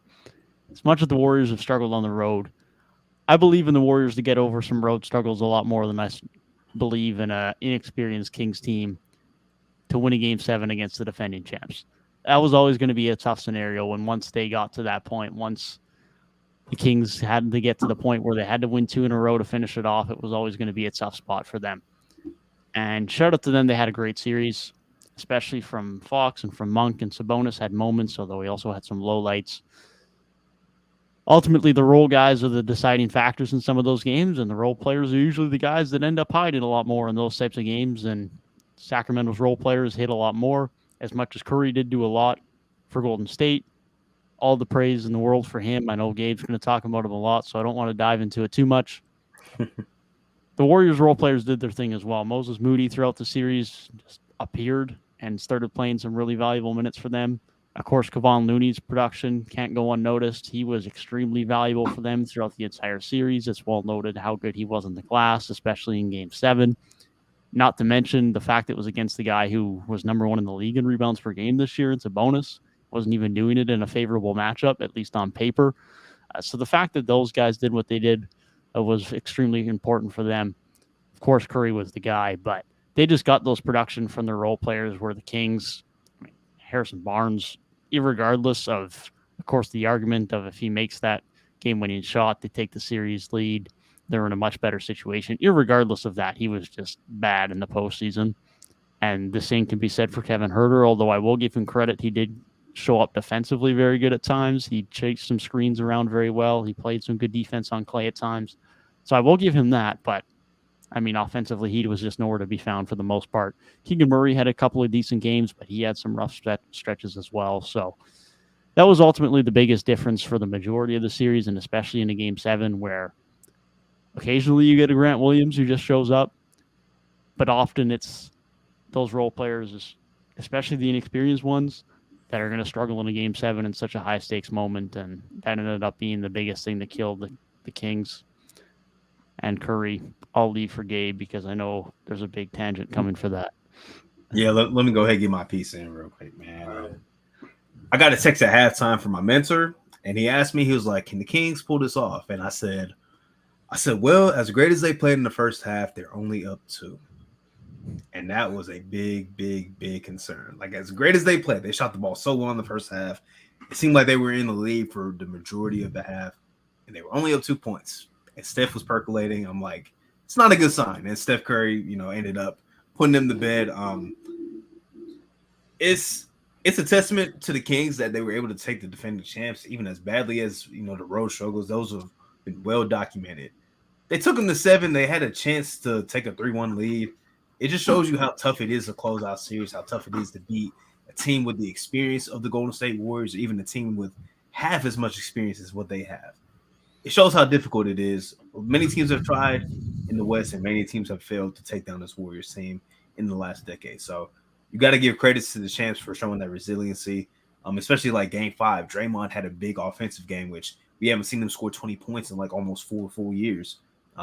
Even like Jordan Poole had his struggles and stuff, but guys were able to step up. Looney on the boards was like so impressive because of what you said, Devin. Sabonis statistically was the best rebounder in the league, and he was the best at one of the most important stats. And Looney absolutely was manhandling him on the glass for the entirety of this series, playing big minutes, and then he was even stepping up being a playmaker. I think he had like a 9-assist game. He had a hell of a series. And he showed just how unique of a player he is. I don't think we've really seen a player quite like Kevon Looney in the NBA. And if we have, it's a very long time ago because there's nobody that I can think of. He had a hell of a series, and he was one of the major reasons and why they were able to come back into the series and ultimately win it. And like you said, Devin, I will leave the Curry tangent for Gabe because I know he has a lot to say about Steph, but can't go unnoticed what Steph did in this series overall, just even outside of Game 7. He was absolutely incredible, and he's getting better with age. I personally think this is the best version of Steph Curry, even better than his MVP, because I feel like he's a more complete basketball player now than he was back in 2016. And that's all I'll say about Steph, because I know Gabe has a long list of things he wants to get off of his chest. I have other things to say about the game, but that don't matter right now, man. When are y'all going to stop disrespecting Wardell, man? When are y'all going to stop disrespecting Wardell? Talking about Luka better than this man. Where's Luka been? Luka's been in Cancun for 3 weeks, baby. What is Steph Curry doing? Shows up in the biggest game of the season. Offense, they're not doing nothing crazy on the team. Other side, they're looking pretty decent in the first half. What is he going to give you? Not 10, not 20, not 30, not 40, 50 of them things, man. And how does he do it? He's hitting some crazy threes, running off screens, some vintage just moving Curry threes. He's getting inside. Everybody just says, all Curry does is shoot. Nah, this dude is one of the best finishers in the game, regardless of position. Gets to the line rather well, even if he doesn't get a lot of the calls that he should. He's going to make all of those. I thought it was maybe the second quarter, maybe early in the third. Steph Curry missed 2 back-to-back free throws, and I'm like, man, what the hell?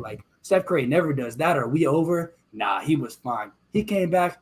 Dude was just making everything. And I'm sitting here. I'm like, oh, he's playing really good, but they're kind of taking it away. They're going up big. This game's kind of over. And I'm like, oh, he'll probably finish with 42 or something. Game ends. It shows the stats. It says 50. I'm like, he did what? 50. And he just closed them out, completely closed them out to the point where they was waving the white flag, in a Game 7 winner go home when you got the starters off the floor. That's how bad it got.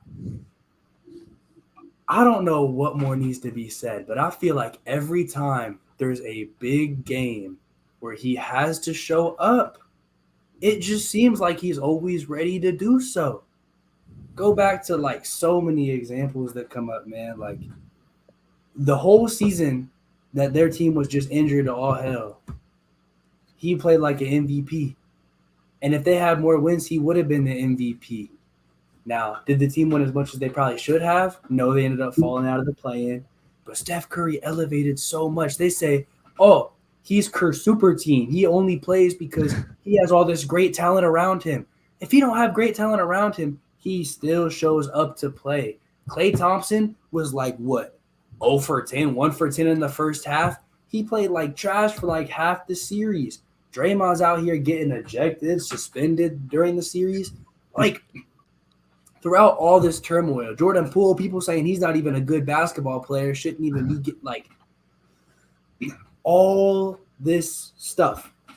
And what is the one consistent factor throughout this dynasty, man? It is Wardell. Wardell is the dynasty. And as long as you have him on your team, you're always in a position to compete.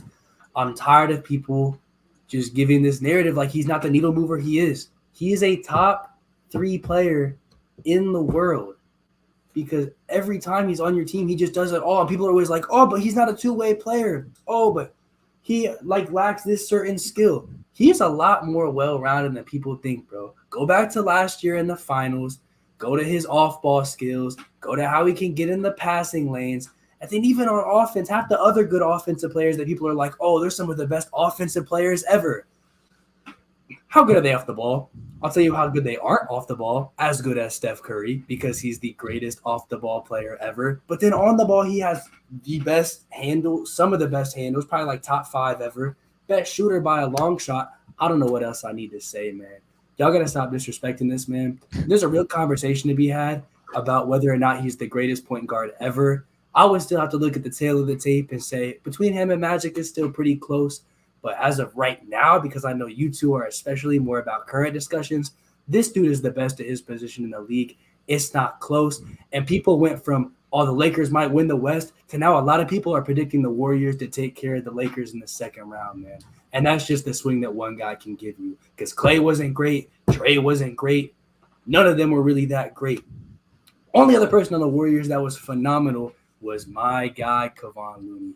This dude might be the greatest role player I've ever seen. Led the league in offensive rating this season. As we know, if you watch 3 Point Weekly Jeopardy, this man is a demon on the boards. Y'all were talking about Sabonis was statistically the best rebounder in the league. He was a fraudulent rebounder, bro. I'm sorry. I'm watching this game. Dude is just – he looks like a child out there, bro. Like, Kevon Looney's just grabbing it over him. Kevon Looney will be, like, fully boxed out. Sabonis will have him up like that. Bro, Kevon Looney just, whoa, that's mine. Like, there's nothing he could do. He just genuinely looked like he was, like, 6'4" out there playing with just a grown man. Like, it was baffling to me how he just completely collapsed. And Sabonis not only on that side of the ball, but, like, half their game plan was just, oh, we'll let Sabonis shoot. We'll live with that all day. And what was he doing? He was missing, like, half his mid-range shots. He was just missing some free throws. Like, he just – whatever his stats say, he did not look impressive to me at all this series, and especially in this Game 7 for what some people were saying was like a top 5 MVP candidate because of how good the Kings were. I didn't see that at all, man. It just said that. I've been seeing these narratives on Twitter, man. Some people are saying he was like, oh, top 5. Would I put him there? Probably not, but I've seen the discourse. That's nutty. I just Sabonis got to expose this series. That's all I got to say. He needs to come back better. The Warriors supporting cast did not play good, and it gave the Kings all the chances they needed to get into this game and to win this game. But you know what Steph Curry did? Don't bring that back. Don't bring that back. Thank you. Take that shit to the bank, man. When we do our off-season ratings, if I see y'all got Luka over this man again, I'm finished. I might have somebody else over him just to make you mad. I'm gonna start a new replay this clip, bro. You know, one day we're gonna have like a montage of just Gabe like being Curry's biggest fan for like 45 minutes. No doubt. No doubt, at least. I had something I was gonna say, but I forgot. Oh, it's not really surprising that Sabonis is a playoff dropper. Just like how people are so shocked that Jordan Poole is not a good postseason player. What the fuck did y'all expect? Y'all expect this man to turn into Dwayne Wade in the postseason? No. he's a 6-man type of player. Like they expect this guy to all of a sudden like elevate from a 20-point per game regular season score to being like 20. No, like why are y'all shocked? But some of the narratives around Jordan Poole are kind of like nutty. Like they're basically saying he like doesn't deserve an NBA contract, which is just like kind of insane.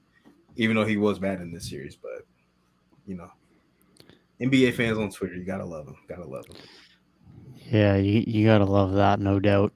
I just want to make one comment on Sabonis, and like you said, he definitely had some moments where he struggled a lot in the series. Had some halves that were very good, and then followed it up with some second halves that were very bad. I think we definitely identified even more so than we ever have that his skill set might be unique, but it's not very versatile. He is very, very much direct in how he plays. It's typically he's a good rebounder. He's a bruiser. He gets to the post and he just uses his strength, but he doesn't really have much to his post moves. It's very much just here's my hook shot, here's my strength, and he's a good passer. But the mid range honestly isn't even as good as it once was. Obviously, he's not much of a 3-point shooter. That hasn't gotten any better either. So he becomes a guy that once you start the game plan in a playoff series, and especially when you have such a good matchup like the Warriors did with Kevon Looney, you can start to identify, okay, what's the 2 to 3 things that he does really well on the basketball court? Now, he does them really well, and that's why he's an all-star caliber player. But when you get to that point in time where you can game plan and match up night in, night out, and you can look at only 2 or 3 things, and that's enough to really start to slow down a guy, it becomes tough. And that's just the nature of Sabonis. At this point in time in his career, it might be tough for that to ever be overcome. He could get to that point because some post moves, an improved mid-range shot, it's not unattainable at this point in time in his career, but there definitely needs to be a little bit more nuance for his success in the postseason. It's possible, but right now, even though it is a unique skill set, the versatility is very narrow. That's a great point. Like you said though, like he's still a relatively younger guy, so definitely still time to make those improvements.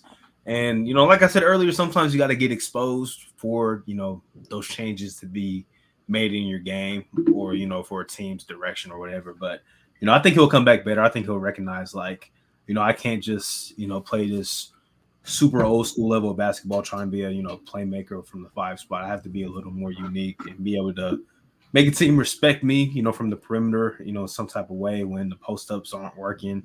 If I'm going against a guy that just has my number like Looney, I got to be able to, find other ways to get off and, to take advantage of this matchup. So, definitely good to learn, but good experience for them, though. Like, De'Aaron Fox played phenomenal even through the finger injury.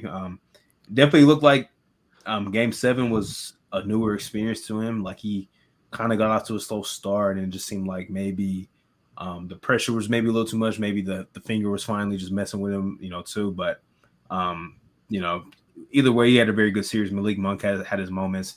And even the guys that didn't play well, like I said, like this is their first experience, so they can definitely bounce back. And my favorite thing from yesterday's game, though, was Terrence Davis. Like all of a sudden just coming out of nowhere and like taking every shot and was making a fair amount of them, too. Like that was my favorite thing, especially in that first half. Yeah, the trap card, if you will. Raptors legend. Sacramento. I thought he was gonna. I thought he was gonna keep that going in the second half and maybe be like a difference maker, but Sacramento's offense in general just look terrible in the second half, and when combined with Steph Curry just giving them everything, like Clay started to hit a couple shots, and then from there Sacramento just kept coming down and taking jumpers, and they weren't falling. They weren't touching the paint. They weren't getting inside. And that paint presence is probably the biggest thing that they actually need to address. A poor shooting night on jumpers is one thing, but the fact that you're barely able to even touch the paint in a Game 7 situation when your jumpers aren't falling, it just shows the lack of ability to really adjust there. And not because you don't want to adjust, but because you really can't, because you weren't getting much done inside with how dominant Looney was and just how good even Draymond was with interior defense. I don't really know how they solve that while keeping their lineup intact entirely. Just because if they were to go out and get a guy that really could crash the boards and like was super like great at being a paint protector and just that kind of mold of player, it gets weird because I really like Keegan Murray's upside, and Sabonis is just a premier piece on the team. So when you get to that point, it's like, which guy's spot does he take, or do you slide Murray to the 3? Then you play like Barnes is just gone, which I could see Barnes being gone soon either way. But He's I don't a free agent this summer, so yeah. So, but I don't know if like Keegan Murray at the 3. I don't really know if that's the greatest idea. Maybe you could experiment with it. You never know. People said the same thing about Larry Markin in a couple weeks ago. We've seen worse. They would need like an Aaron Gordon type of player. Yeah. So yeah, I mean it's possible, but I do think they need to get in a guy that is a legitimate like board crasher, just somebody of that mold. Maybe if Jared Allen's time is up in Cleveland, maybe they find a way to get a player like that, or like if the Hawks decide that they want to start to blow it up, maybe Clint Capella is available and he can do like something. He's still like, I don't know about that one. I was thinking more of like a Aaron Gordon, Jared Vanderbilt kind of mold, but those players are so rare. Yeah, like the best option that comes to mind that is somewhat attainable for them this summer would be Jeremy Grant, but that might be a little bit out of the price range. That's not a lateral move. I think that would make it better, but how much better? I don't know. Yeah, I'm not sure, but they just have a uniquely built team.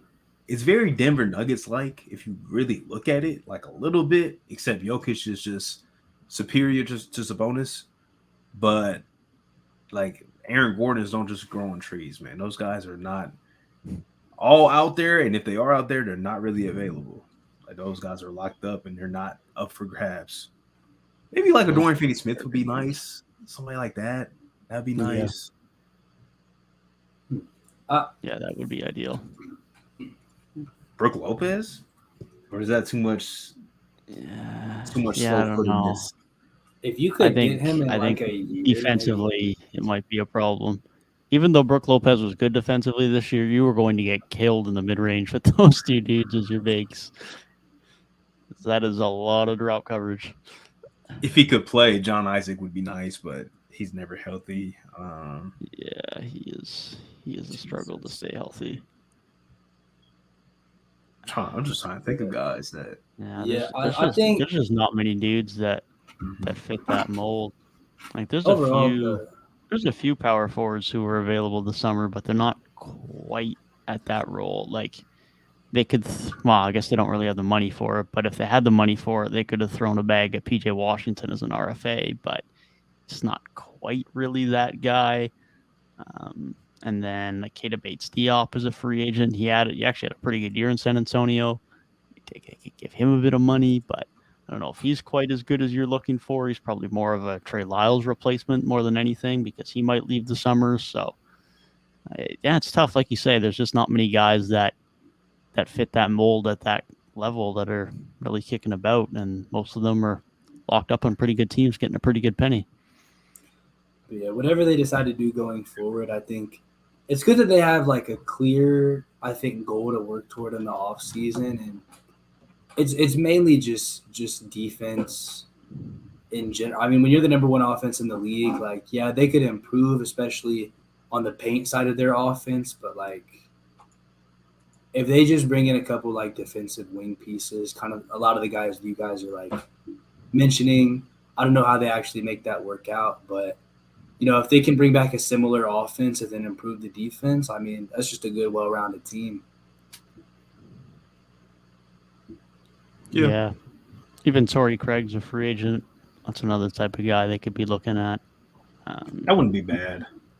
Utah for some bench shooting is someone too. Like there's definitely a few wings they'll be looking at, especially with HB probably leaving. I'd find it hard to imagine that after his postseason, the Kings are getting overly excited about re-signing him. So they probably look for a new starting small forward. Trey Lyles might walk, which means they're looking for a new backup power forward off the bench, because Lyles was key for them through large stretches of this postseason. So They definitely got some wings that need to be acquired. They could package Kevin Herter and the contractor for Sean Holmes together if they wanted to make a bit of a bigger signing for a wing, if such a thing became available. And then obviously you lose a little bit of shooting, but even still, this has been such a good offensive unit that they could look to sacrifice a little bit of shooting for some defensive help. So they're in a great spot. They got flexibility. Even in the Sabonis trade, they didn't give up a ton of flexibility or a ton of picks between the Halliburton trade and the Herter trade. Now they've still got flexibility. Even still, with giving up a couple of first-round picks, they still got a few they can move off of if they want. They got some contracts they can move off of. They're still very young, so they got a lot of positives going forward. Whether they're a top 3 seed again next year, that remains to be seen. But at least from a roster construction standpoint, there's a lot to look forward to for them heading into next year. Do they have their pick this year? I am not 100% sure. I will verify. I want to say it was this year's pick that they traded, but I'm not 100% sure. That's tough if so. This would be a good year to have a mid-first round pick, mid to late, wherever it would be for them. Phoenix might be mid-fourth quarter collapse right now, I'm not going to lie.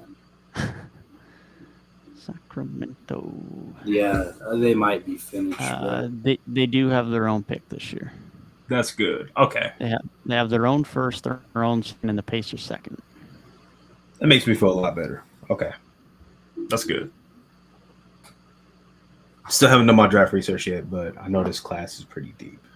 So yes, definitely. Makes some definitely. Work. Yeah, they got their own this year, lottery protected next year, top 12 protected in 25, and top 10 protected in 26. Hopefully for them that's not relevant at that point, and they just concede the pick because I don't think any of us are expecting them to be in the lottery next year, except for apparently Super Mario, but hater. Apparently my camera decided to die. What the heck? Yeah, I was just about to say that. The browser has lost connection to your camera. Not the dead face cam. Top-notch CP3 trash. I don't even have the new logo in here yet. I'm rocking the old logo. Browser has lost connection to your camera. Make sure you have the right camera selected. Is there crazy. Is there like first round series? 5 seconds and he. Funny guy, man. Funny guy. What was you saying, Gabe? There's not really any. The only series we really didn't like address the end of is like Celtics Hawks and Lakers Grizzlies, right? It's not much to say. On Celtics Hawks, I have nothing to say. I have nothing to say. I'll just say for the Hawks Celtics series, it's hilarious how we went from the Hawks are not very good and they should probably trade Trae Young to within 2 or 3 games. Trae's actually pretty good. They should probably keep him. Yeah, he's actually elite. Kudos to him for figuring out the Celtics offense after a couple of games, because after those first couple of games, he looked like the Trae Young we know he can be. Yeah, he played really good, really good. Lakers 40-point game 6 win. Like, there's nothing to say about that. The loading. The Buckeye legend. Buckeye legend. The 145th best player in the league, according to the Ringer. Or it's like 125th or something like that. No, he's about to look like that when he's chasing Curry around for 5 games. So, Gabe, you don't even remember watching D'Angelo Russell at Ohio State. I don't watch college basketball. I just go here. Come on, man. Like, who did they play in the first round of the tournament that year? I don't watch college basketball. Come on, bro. Know your hoops. I was still eating baby food. Come on now. Yeah, I was. And D'Angelo Russell was in college. Was that like 2014 and 2015? 14, 15, yeah. Yeah, I was what 12? I was in like 6th grade, bro. Was you for real? I was probably in 7th grade. Because that was freshman year of high school for me. Yeah, I was probably in 7th grade then. Although that's breaking our kayfabe of you being 40 years older than me. But speaking of 40, dude,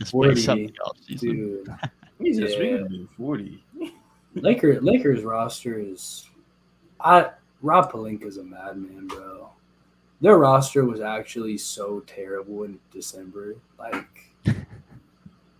I will give him credit for that, but I will not forget all of the putrid moves he made between 2020 and 2023. I mean, do Yeah. you forgive? What's your opinion then on, like, compare that to the Pelicans making their terrible moves of like getting like Stan Van and Eric Bledsoe? Still don't forgive David Griffin because what was he thinking? You don't forget. Like, what was the logic behind that? You know, At least they corrected that. Pelinka doubled down and just continued to make bad moves, like an extra season and a half. yeah. To be fair, Pelinka did kind of waste like a year and a half of this team. Yeah, but it's fine. I mean, But what have you done? now they're in a position to win a second title, man. So what can you say? Yeah, until they meet Steph, and then they're not in a position anymore. Oh, until they meet who? Until they meet who? Moses Moody. I did like I forgot to mention that when we were talking about that because I was too busy being a stan. But yeah, I actually really liked Moses Moody minutes in Game 7. I thought he looked pretty good on the court. Actually, like I don't know what his actual stats look like, but him in the rotation it's a W, man. I didn't expect him to be more in than Kuminga, but like he is, and it works. It's so funny because like I forget Moses Moody is like even on the Warriors, and then he'll just randomly make like a first quarter appearance in a playoff game and hit a shot or two, and I'm like, oh, I forgot they do have Moses Moody still. He's like 20 years old, so he's still like super young. Yeah, he looked like a serviceable player on the court in a playoff Game 7. So like I can't hate on that at all. He played good for them last year in the conference finals, then he just never touched the floor in the finals. Yeah. I don't know. Fourth quarter. No, this guy this guy in his career in 19 playoff games is shooting 50% from three. This guy's money. Moses Moody is him, bro. But yeah, like Moody looked like what David Roddy wanted to be for the Grizzlies. That's how I feel about how Moody was playing compared to David Roddy. I think Dave doesn't really like David Roddy. Hey, I'll be honest. After I was criticizing him early, he had, I forget if it was Game 2 or Game 3. He had one good game. And I was like, okay, he's looking pretty good. And then the rest of the series, I was like, yeah, no, this is not it. This is not it. But unfortunately, he's out of his depth, and the Grizzlies don't want him to play. But when you're without Steven Adams and Brandon Clark, it is what it is. I feel like I barely ever hear you guys slander star players. But boy, if there's a role player that ain't doing his job. Yes, sir. Yeah, but I got like 3 guys. Dev has Nurk. Like Nurk is Dev's guy. Like, yeah, Nurk is my guy. He will continue to get slandered into the end of time.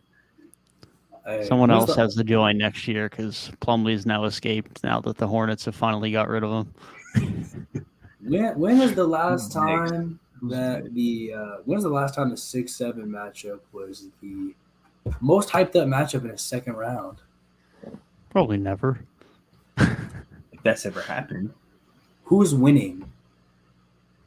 Warriors comfortably. Yeah. I really want to say 5 games. Like that's I am saying 5 games. I'm 5 saying Warriors in 5. You think who is defending Curry on that team, respectfully? Nobody. Who is defending Curry on that team? Nobody. We're going to be seeing a lot more Dennis Schroeder minutes, and I don't like Dennis Schroeder minutes. Hey, listen. Hey, Dennis Schroeder defensively like 7 years ago, maybe, but in 2023, that is just not ideal. It's the best option. It's the best option, but they should have kept Pat Bev just for this. Hey, take off the part where you said on that team, and who can guard Steph Curry, bro? Nobody.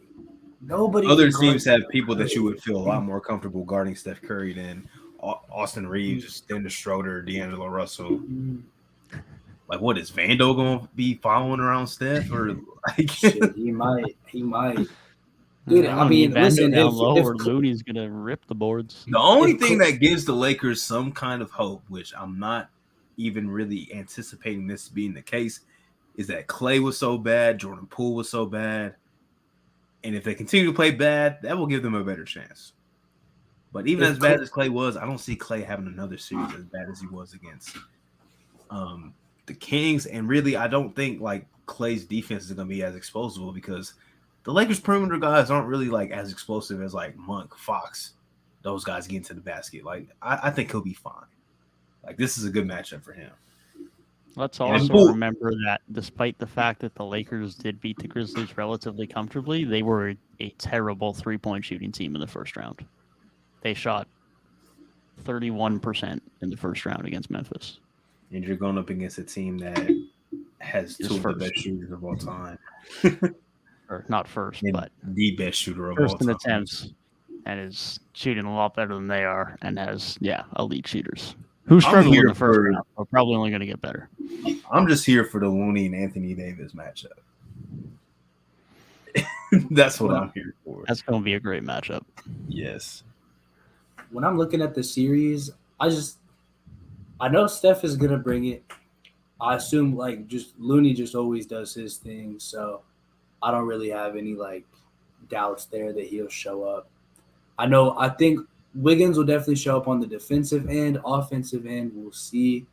Forgot about Wiggins. Outside of that, I'm just not super confident in the consistency of the others on the Warriors. Whereas I feel like the others on the Lakers, at least a couple of them should show up every time. I really feel like the difference maker in this series is going to be how well LeBron plays. Because LeBron really wasn't great in round one. LeBron really was not great in round one. And for who's supposed to be the best player on the team and still the number I always go to is probably still a top 6 player in the world. You want to expect a little bit more. You hope that you can get a little bit more. He wasn't god awful, but especially from the 3-point line, he was god awful. And there were stretches where LeBron James did not feel like the most impactful player on the court.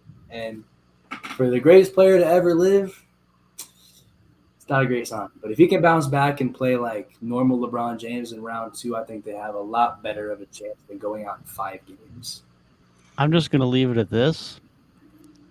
I don't disagree that there might be a little bit more volatility with the Warriors secondary guys. Problem is, I think there's a little bit more volatility right now with the Lakers stars compared to the Warriors stars because AD has been extremely inconsistent and LeBron, for his standards, just hasn't been that good. And that's the most concerning thing to me. The depth is the reason why they got past the Grizzlies as comfortably as they did. It was not because their stars were dominated. Anthony Davis defensively was elite. Offensively was pretty mid in that first round series, if we're being honest. 100%. Same with LeBron. LeBron did not really have a LeBron game. He had the 2020 game, which was great.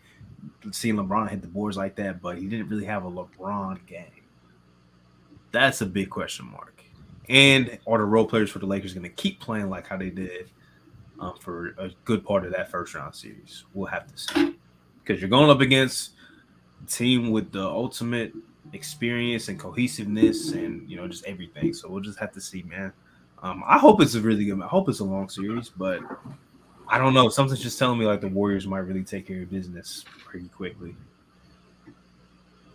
Yeah, that's kind of where I'm leaning too. On the mention of said Lakers role players too, Rui averaged over 20 points per game for the first 3 games, and then averaged about 7 for the last 3.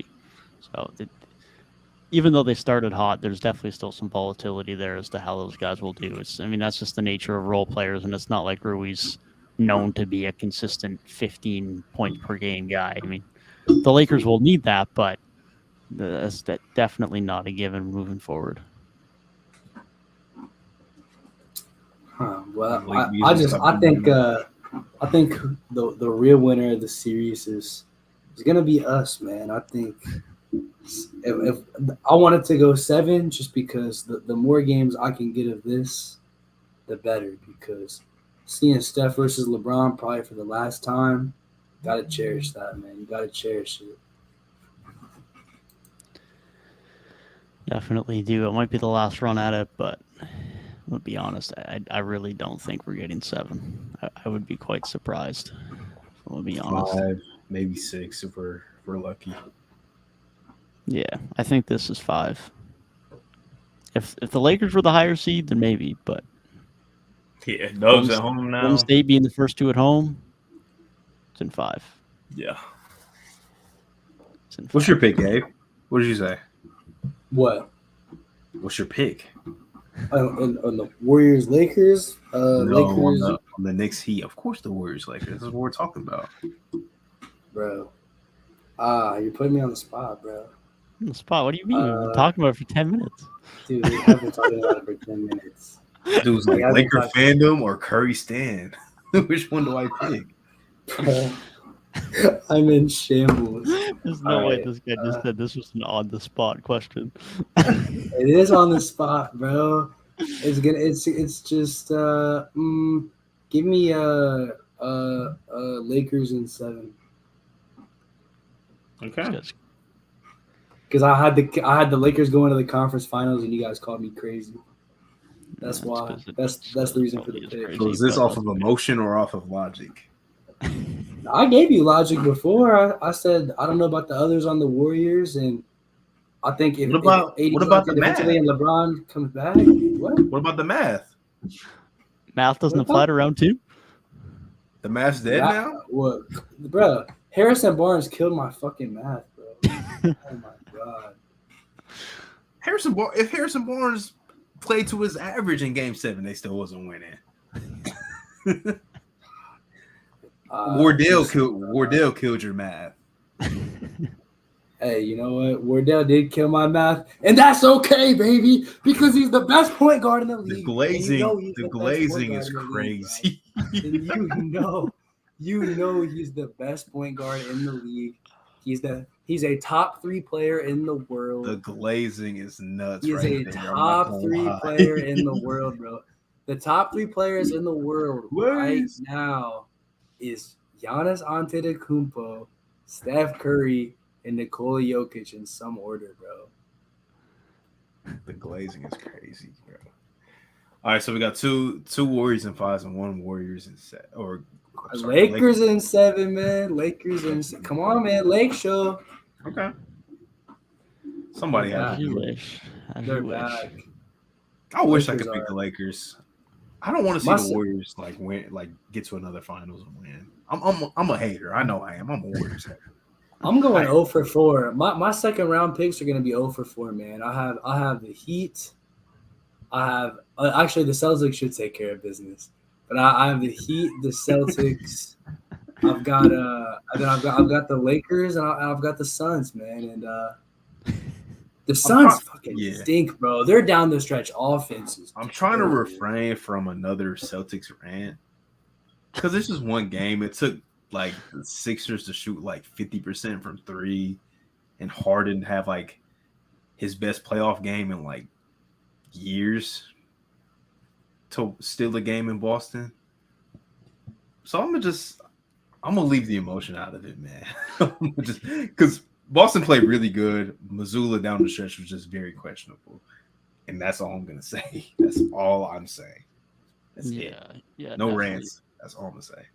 Definitely. Coaching decision making was definitely tough down the stretch. But like you say, you barely lost a game where James Harden had the best game he's probably going to have all postseason, where Tyrese Maxey still shot the ball relatively well, struggled from 3, but was good everywhere else, where Tobias Harris continues to play like an all-star for some reason, somehow. And it's been great to see because they're giving him a bag to do it. And DeAnthony Melton shot the lights out as well. And ultimately, those 4 guys just stepped up with and beat out. And collectively, those 4 guys are never going to have that good of a game again in this postseason. That's just not going to happen. So it's a tough one to lose while you're at home. But ultimately, you were right there. A few bad coaching decisions slipped it up. But being right there in a game where Philly played as good as they did is definitely no rough signs to how the rest of the series is going to go. They're still in a really good spot.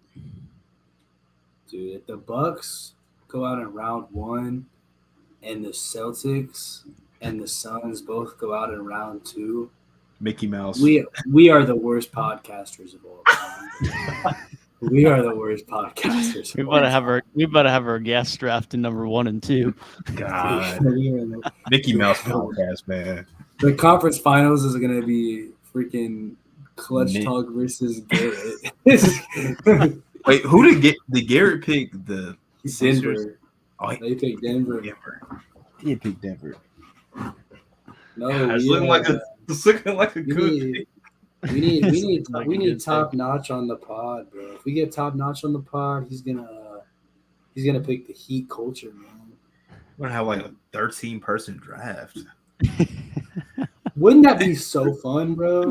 It would. It would be That a would- long that would be draft. pretty It'd be crazy. fun. That would I think it'd be a good What would we video, do? too. Would we just do like an all-time draft at that point or something? I don't know what we would do at that point. We could just do it. We could do a current player draft. Because a U25 draft would get nasty. A U25 Oh, I draft am would with probably it. get nasty. I am too low key. Like, you know what? Let me pick Blake Wesley in the 10th round. I'll take Brandon Boston. I like his upside. I'm taking Shaden Sharp in round 2. Let me get Bronny. I know he's not in the league yet, but let me get him. Yeah, that'd be yeah, crazy. That'd be an entire weekend day dedicated to that draft at that rate. If we got like even like a 5-person draft together, that'd be so sick. 5 or 6. A U25 with 5 people, I could see that. Yeah, 10 rounds, go 50 deep. I have to get That'd be decent for real.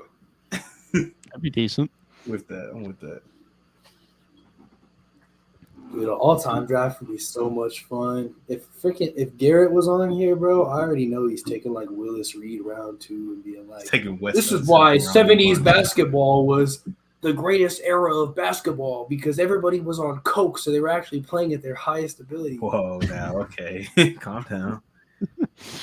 Shout out to Willis Reed though, man. Rest in peace. I'll say it again. The man wore chains in NBA games. I thought that's the dopest thing I've ever seen. Nick Legend too. But he would definitely draft Wes Unseld and Willis Reed like in probably back-to-back picks. Probably, and he's already saying he wants KCP first overall. So that's a dub. Yeah, I was gonna say this guy's gonna bring up Oscar Robertson for sure.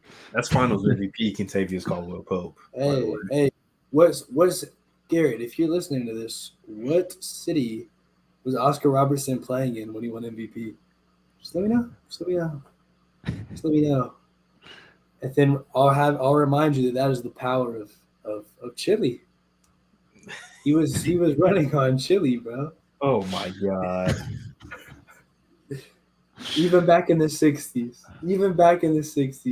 What an L claim to fame, Chile. That's the greatest claim to fame there's ever been. Fast food Chile at that. Dude, the Suns stink. This down the stretch offense is awful, bro. Do you have the game pulled up? I haven't even been watching it. I might just rewatch it later. So this is basically their down the stretch offense, and this is bringing up some PTSD for me. And honestly, it probably would for Devin if you watched it.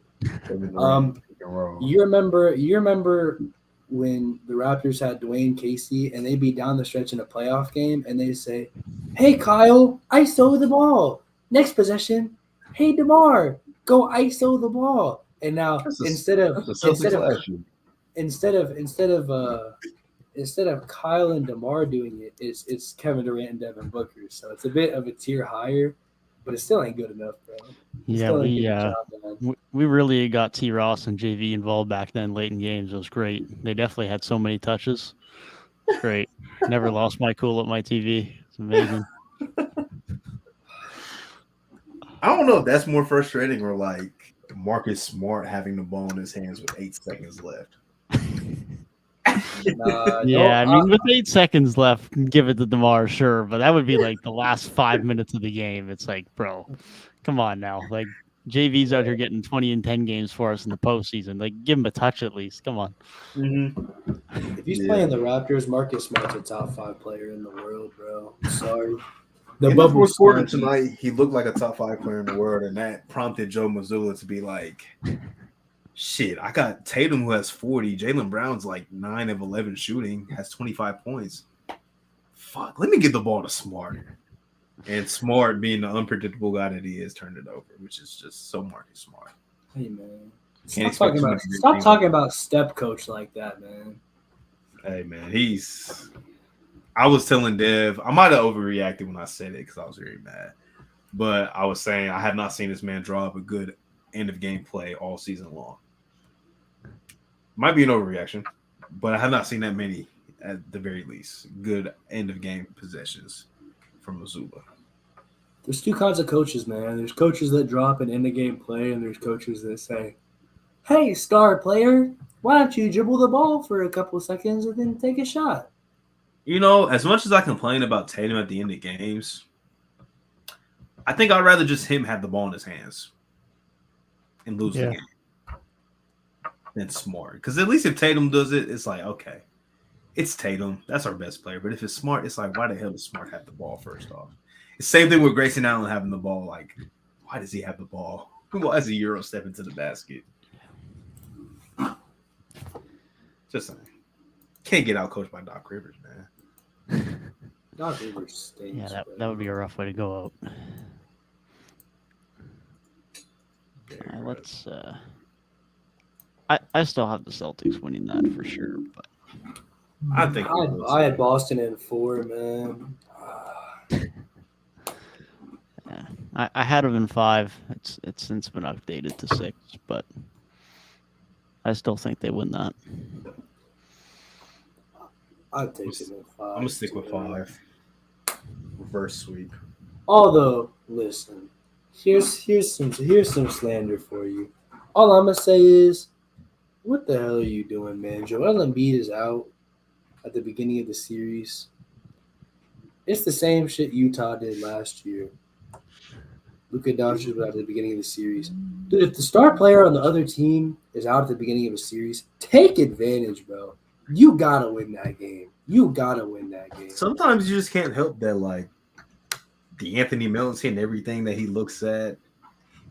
Harden had the most that you maybe could have done is like just double Harden more, but Harden's gonna make the right passes. And when they did double Harden, they were getting open threes out of it, and they were hitting 50% of the threes. So it's just like that's one of them games, like Devin said, like you have a chance to win.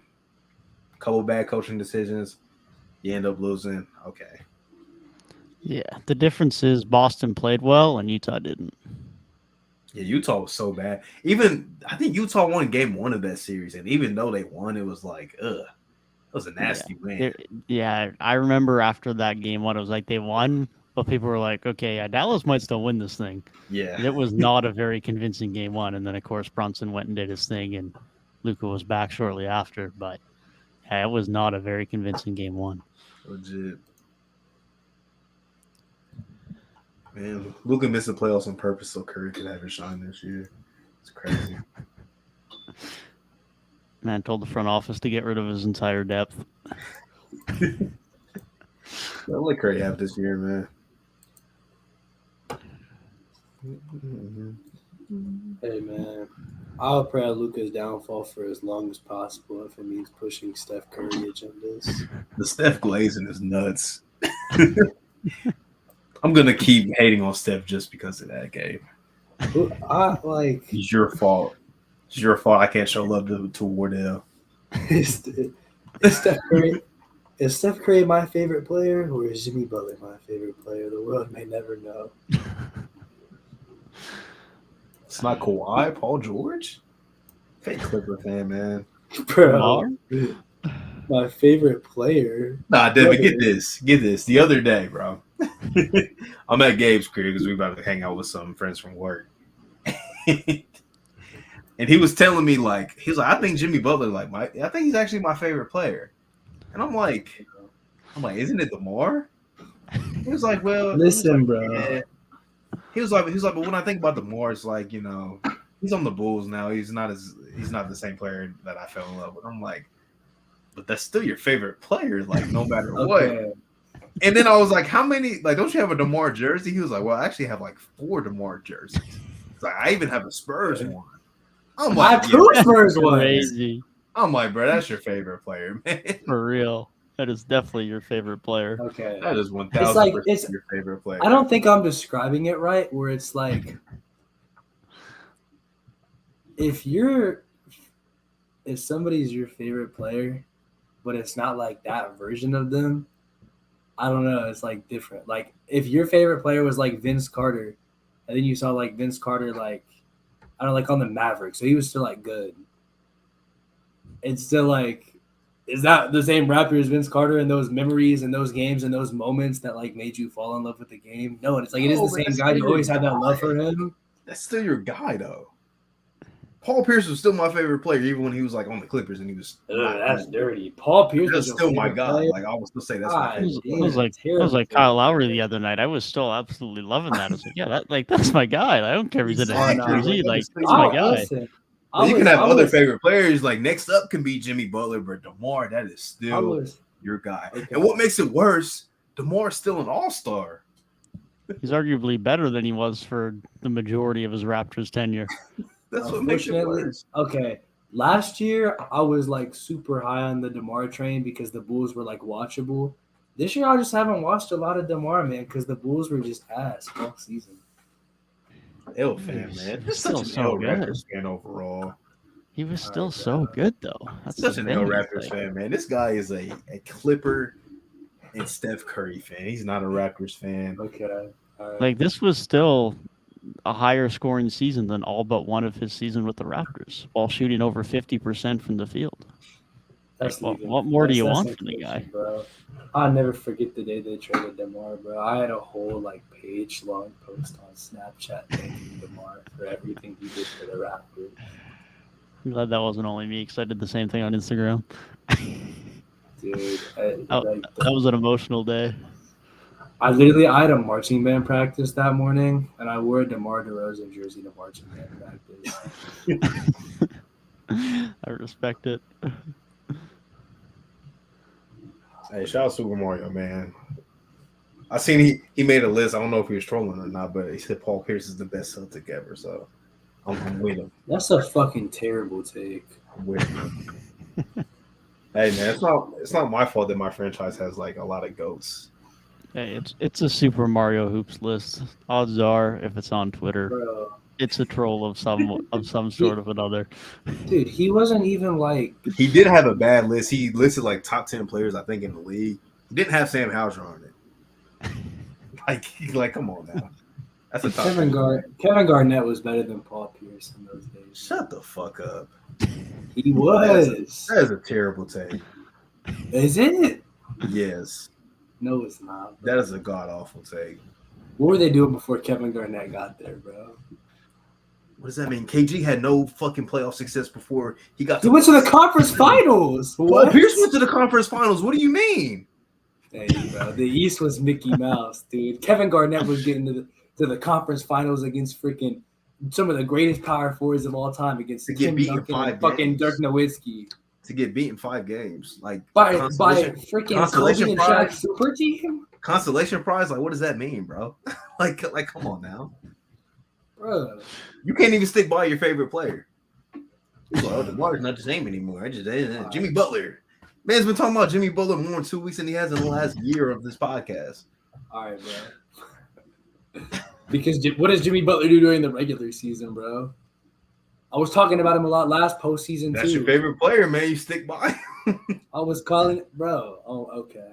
You're going to have to pull it down. I don't recall. If I don't got I'll be honest. I feel like I was bringing him up more during the last month of the season than Gabe was. Okay. Right. I was bringing up the early playoff Jimmy Butler on multiple occasions. Hey, okay. Dev said it, not me. Dev said it. Yeah. But I'll let you have your shine though, Gabe, because that's the only second round series we've yet to discuss is them against the Knicks. Obviously, they take game 1 on the road. Do you get to see a conference final from your favorite player? That's the question. No, absolutely not, bro. The Knicks are winning this in 6 games. You really think so? Fuck no, I've just been wrong in all of my predictions. That's fair. As long as Jimmy's fine. Like the ankle, I think he will be okay. I'm gonna stick with Miami. Like I want to say Knicks so bad, I just don't think they got it. Especially if Randall's not, his health is so up in the air. We don't know if he's gonna be back anytime soon. This is a series where they kind of need him more so than against the Cavs. So yeah, I gotta go with Miami too. As long as Jimmy is like gonna play, which I think he should be fine. Yeah, I agree. As long as Jimmy's healthy, I think they're good. And even though obviously Randall struggled a lot offensively throughout that first round, having his rim pressure as far as how well he is on the offensive glass alongside Mitchell Robinson makes it a lot more difficult to deal with Mitchell Robinson. And that was obviously part of why the Knicks were not able to have as much success on the offensive glass in game one. And assuming Miami continue to have that relatively in check, at least more so than the Cavs did, that's going to keep things a lot closer for them. I don't expect the Heat to shoot the ball as well as they did in round one. I think that's going to tail off a little bit, and so that's the point of concern. But with Randall out, with the fact that already through game one, the Heat seem to have a much better game plan to handle Mitch Robinson on the offensive glass, I think the Heat are set to win this. I probably have them in 6 at this point. Seem the same.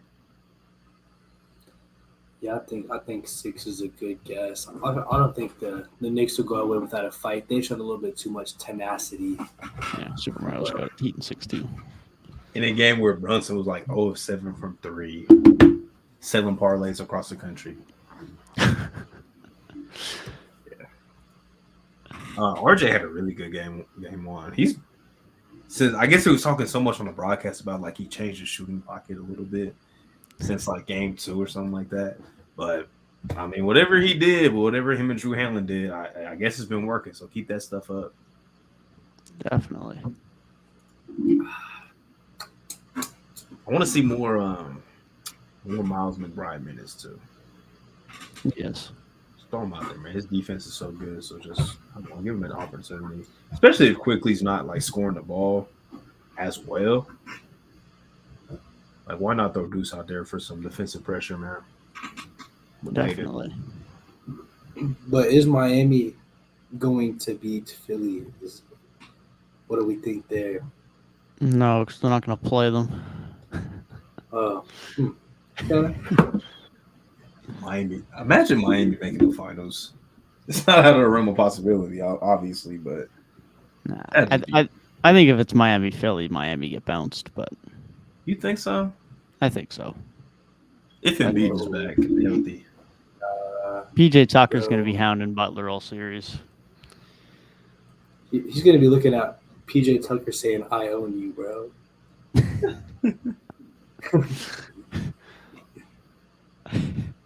The fact he did that to Drew and they were down like 6 points with 2 minutes left is like, I don't think I've ever seen something that disrespectful.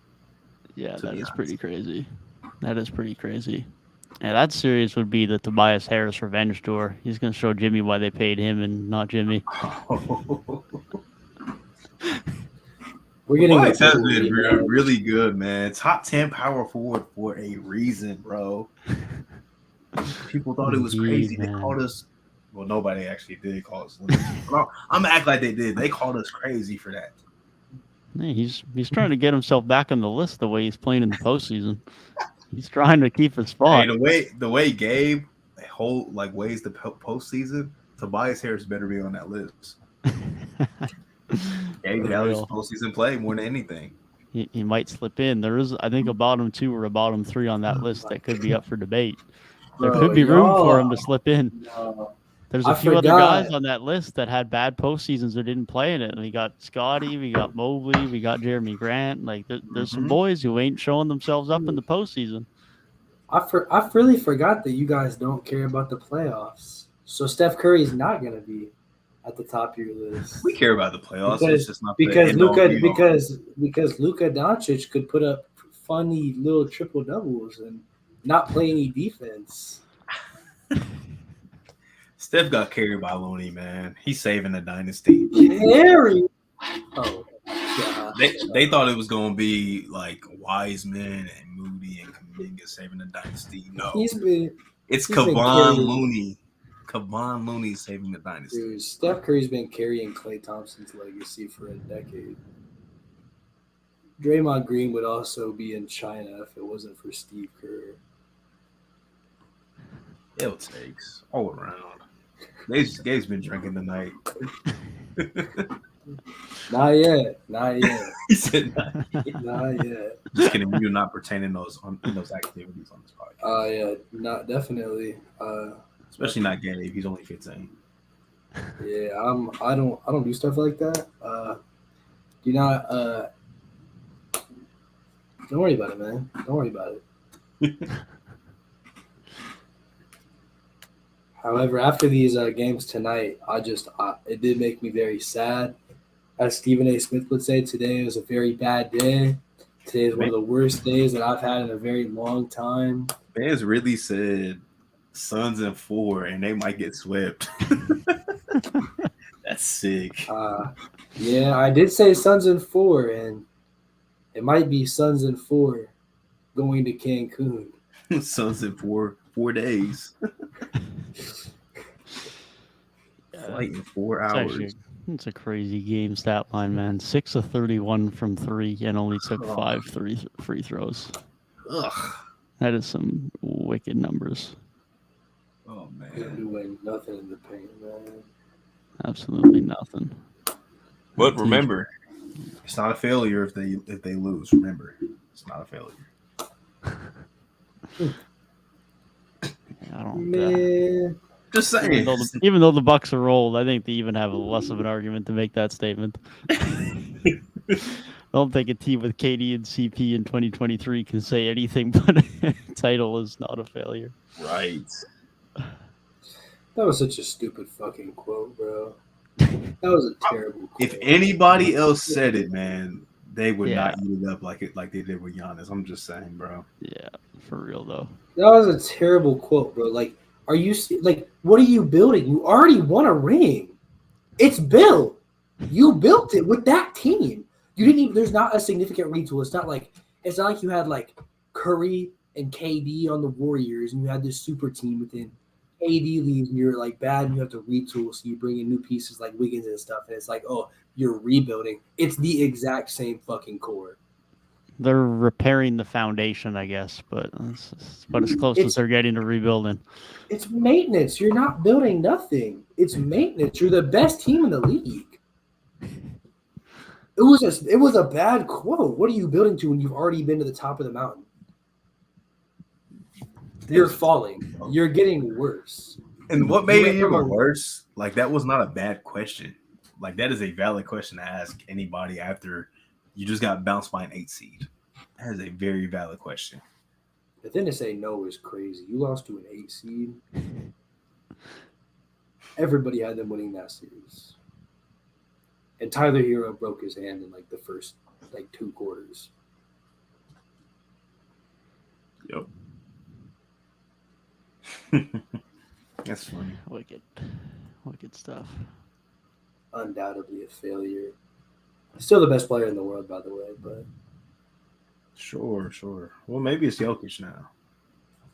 Yeah, nah, you guys were, I feel like, having a lot of discourse about that. Of I don't know who the best player in the world is anymore. That's an interesting discussion. Did I say that? No, I said that. I think Devin said that. I might have liked the tweet. Because Jokic and Curry are about to be making their claims. Oh, Jokic in. Quick glazing. Oh, Kurt Goat. The Kurt Pepper narratives are dead. This is low-key a testament to how good LeBron was. Like, oh my God, we gotta make everything about fucking. We've barely talked about LeBron for the last month. Right? Come on now, like been talking about Jimmy and Curry way more. When LeBron was the best player in the league, it was never in question. Never. Giannis had that claim for like a season, and now it's like, let's pump the brakes. Maybe it's somebody else. In 2021, some people were saying it was KD too. I'm saying, man. Right. Gabe said he was gonna on my tweet. He said he was gonna be saying that D-Book's the best player in the league in 3 weeks. So we'll see how that goes. D-Book is owned by KCP. I don't know about that. Let's check the stat sheet, man. Well, Book had 35. What to say? Book has been like one of like the only good players.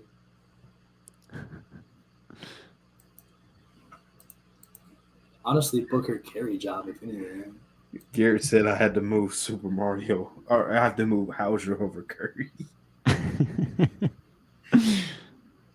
I'm finished, bro. Jokic is the best in the world. He's going to prove it in a couple weeks too. How do you respond to that, Gabe? I'm not acknowledging him. I need Top Notch to come on to the pod so we can debate Curry versus Russ for 3 hours. We should make a Jeopardy that's just like Curry and Russell Westbrook, like fact. And made the best man win. That'd be crazy. No, I'm just Man, kidding. if we get to the point where we have a guy that I name the best player in the world, who's a center, who's not great on the defensive end, it's a crazy time. It's just a crazy time. God. Jokic is a fraud, bro. He's a front runner. The flu only play. He's matched up against DeAndre freaking. I don't even know what to call him. DeAndre flaking. DeAndre flaking on this series, bro.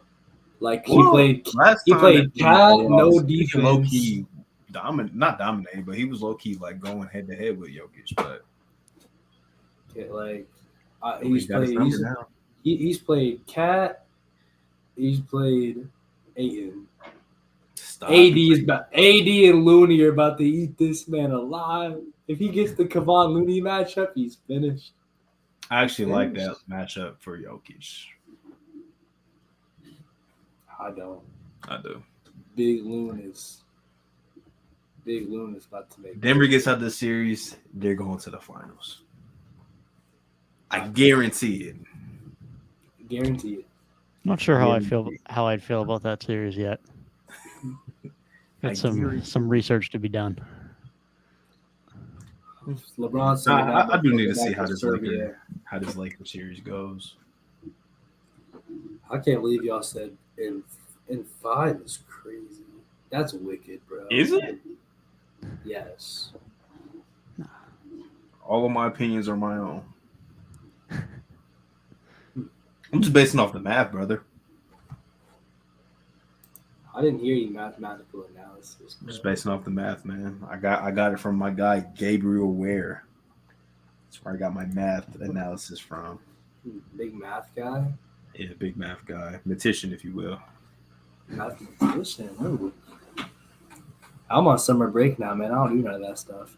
You know, Warriors win 75% of their road games and 25%. I mean, 75 of their home games, 25% of their road games. You just got to steal one on the road, and they will. Definitely are. I'm going to be honest, not having to pick up a calculator for a couple months is going to be nice, although I might need it on occasion, but it ain't going to be a daily use, and that's a damn good thing. Man. I'll not be thinking about school until August. I ain't going to have to think about school for 16 months. It's amazing. Ooh. A nice long internship. Instead, I'm going to be sitting out in wet culverts all summer, which will be much better. Get a nice crappy tan on. I'll be selling clothes, man.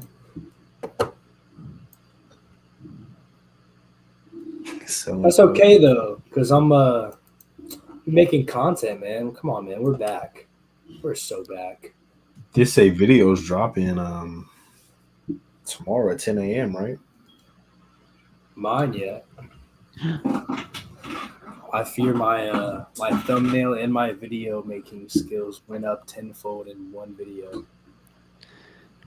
That's good, man. That's good. What's the title of the video? What did I end up titling it? DeAndre 8. Yeah, it was definitely like clickbait as fuck. Yeah, that'd be a journey for me, Super Mario. I'm gonna be honest. Oh, yeah. I made it the most clickbait title possible. It's every NBA team with 2 MVPs. think I'm gonna make mine the ultimate Detroit Pistons quiz. Yeah.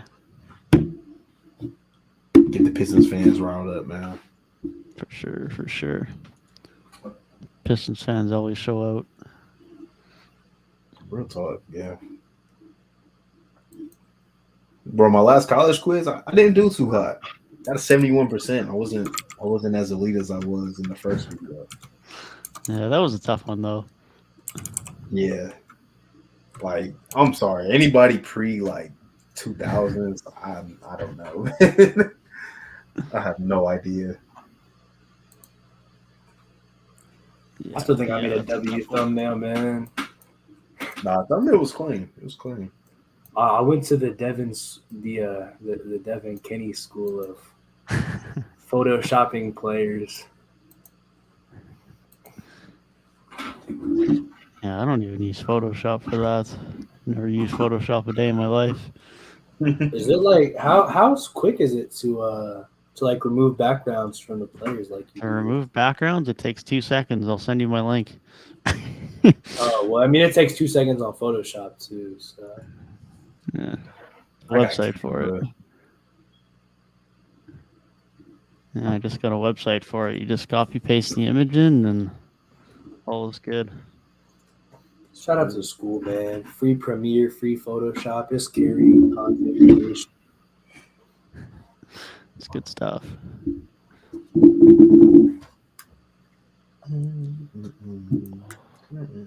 Channel analytics. Come on, man. While I'm thinking of it, I know for sure the next 2 Mondays I'll be in town. So if we want to do Mondays the next couple of weeks, I'll for sure be around still then. What's up to Gabe? Don't know my schedule past then yet. I'll probably be out in the field off and on after that. But I mean, I would still probably prefer Sundays. Just because Sunday nights are always chill. And I know my summer job will close like super early. And especially for next week. Yeah, I'd have to do Sunday because I leave for vacation that Monday. And I'll be gone that Monday through Friday. okay, yeah. Sounds good.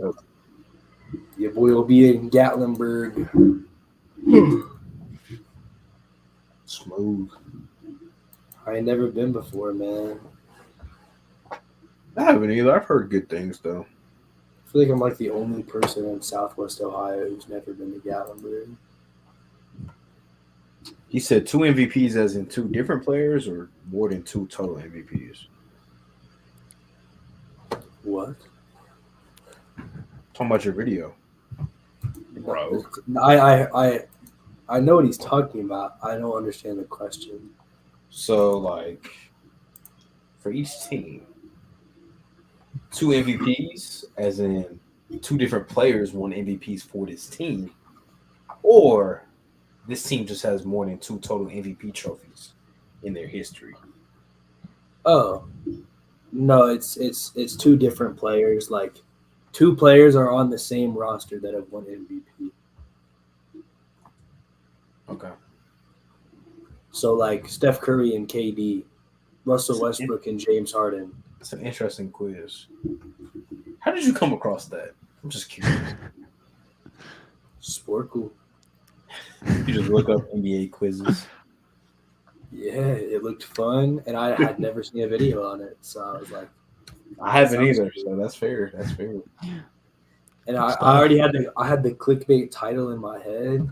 Had the title in mind before you do it. I was like, oh, every NBA team with 2 MVPs. You're like, 2 MVPs? What? It's the way to do it. It's nothing I hate more about doing. It's easy right now because I'm doing what's next videos, but once I'm not doing those, it's nothing more I hate. I'd very rarely do it now, but back in the day when I'd make a video and then I'd go to title it, and I'm like, man, I just don't have a good title for this. Right. I just don't. And back in the day, I would have still posted it. Now I probably wouldn't, but It's the worst. Hey, man, I've been tuning into the What's Next series, man. I watched the Magic one today. I did not hear the MVP case for Wendell Carter or the Most Improved case. And I Why are really you did not know spoiling how it, bro? I haven't got to watch it yet. Don't spoil it.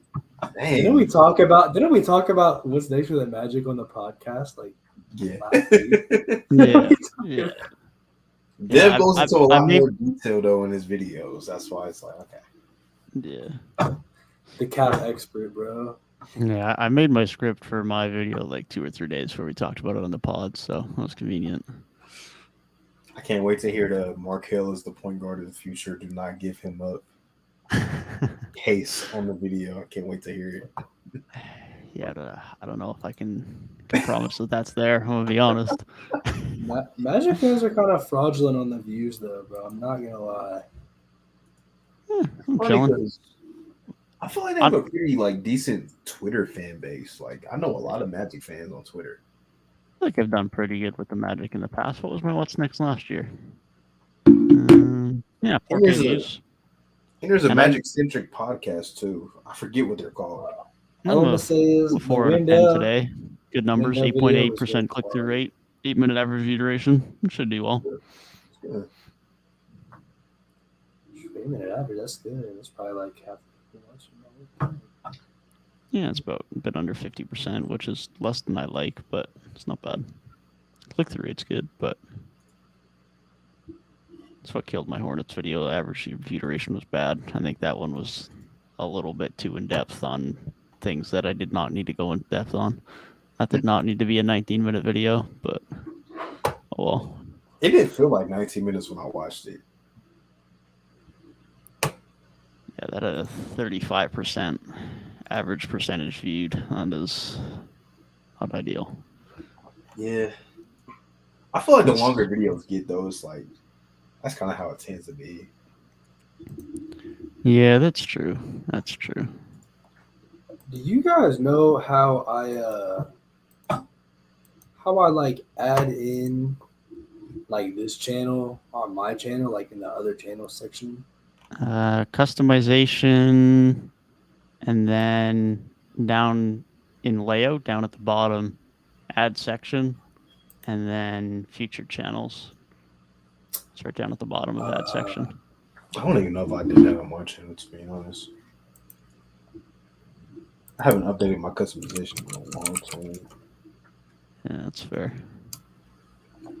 He says searching the Sport Cool glossary for quiz ideas is kind of wild. I won't lie.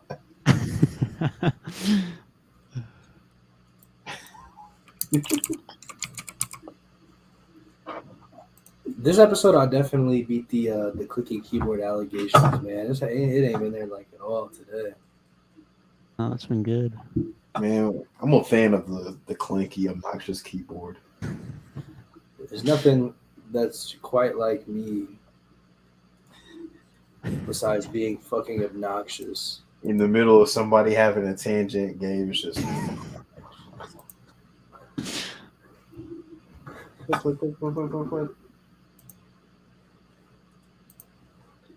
And I put you. There's a new episode of Baloney Basketball out too. If you guys didn't see, This is also true. I have to watch that with the reliable rants. I'm gonna figure out what I'm watching before I go to bed and pass out. I've not You gotta- watched anything today. We gotta figure out. Haven't either, which is crazy. That first day of work vibes didn't leave much time. We gotta figure out our next guest, man. Need it. Yeah, I'll We probably. gotta. Garrett said we got to get Woj. He told me that on Twitter. He said we got to get Woj. Hey, through the wire did get Shams. Our turn. Maybe we should get like Chris Haynes or somebody. We could probably get Chris Haynes. I'm gonna be honest. Nah, you know what I got to do? I got to get Jake L. Fisher on here and rip him for all these rumors he makes every summer.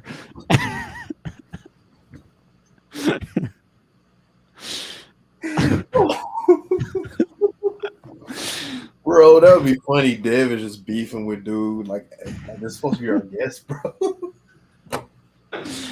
Oh man, pretty I sure would have love him to see muted it still. done. Devin beefing with a guest would be Bro, hilarious. that would be hilarious. Me and I don't Garrett have had him a beef muted. when he came on. Oh man. Turn on the lights. Bro, that would be hilarious, bro. Dealt with this bullshit for too many off seasons.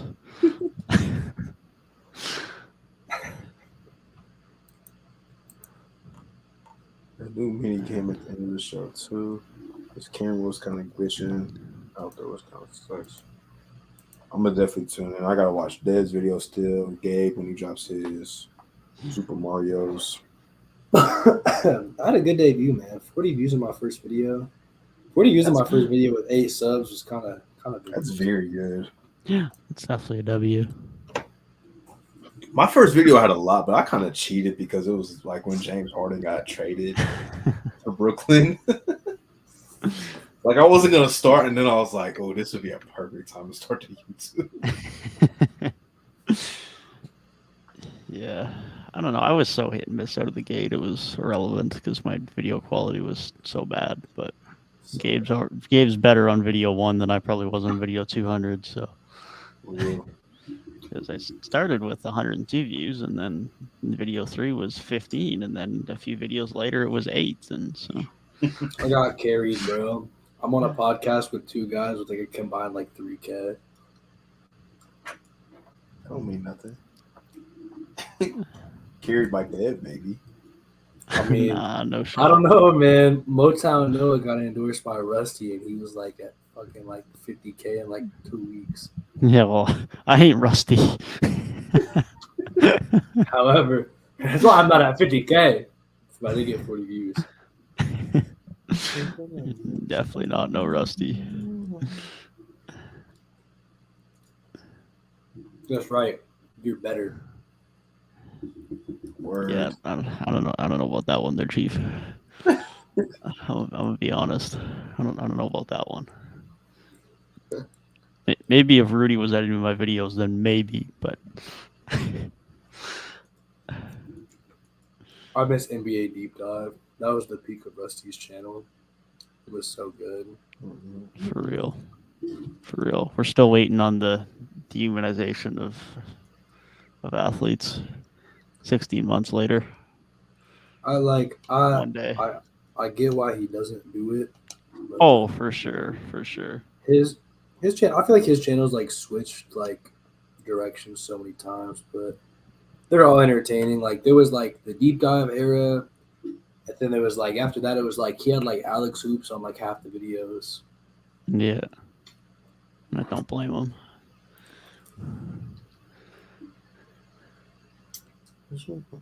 I really made a video titled "Giannis has a jumper now." Such clickbait. I don't know if y'all remember like the preseason before last year, where Giannis was kind of coming out shooting like a lot of jumpers and they looked good. Yeah, I remember that. Didn't translate. He tricked us. Sadly not. He tricked us. What happens when? How long will it take me to switch my content style? I don't know. Maybe I'll just get like Kenny, man, to make like 17 channels. I don't even watch like KOT4Q videos anymore. I tried the other day, and it just could not hold my attention. My league videos are so cooked. I think he's finally getting out of it. Yeah. On his like personal account, so to speak, not his main one, but his second Twitter account. He tweeted the other day saying he's getting out of it. Oh, like for good? Like even just like oof. Yeah, I said he's getting out of gaming content. Oh shoot. I remember he was saying like, you know, he just uses it to pay the bills. Yeah, no, he tweeted the other day, he said he's gonna be retiring from gaming content, and someone asked him what the channel will be for, and he just said a museum. Well, I think he's just planning on leaving it. And fair enough. Yeah. I mean, Kenny for real does better views anyways, and I think it's more entertaining content, but I mean, it's also because I don't really play 2K much anymore. So, like, stuff about actual basketball is just a bit more entertaining to me at this point. Yeah, and I mean, he doesn't enjoy making them anywhere near as much as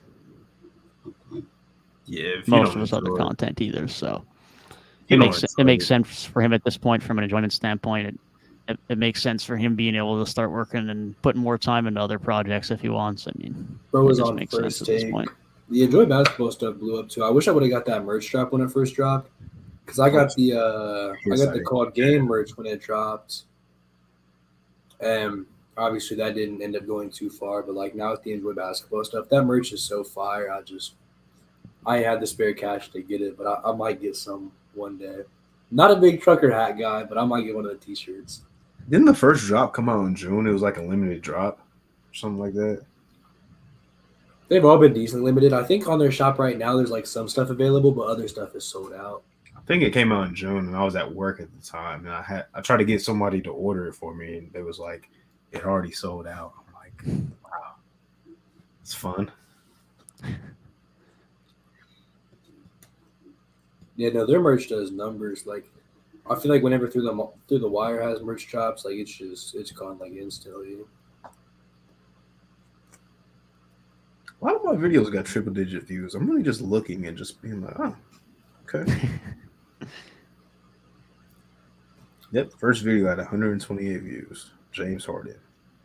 God awful thumbnail. Terrible title. Isn't that the way it was back then? Gotta love it. Gotta love it.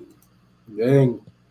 Yeah, updated. I really made the focal point of my first title about Danilo Gallinari. That's crazy. 1/3 of the 3 Point Weekly podcast. Whoa, big update, Tyrik. Oh yeah, I had to throw that in the title now. In the description.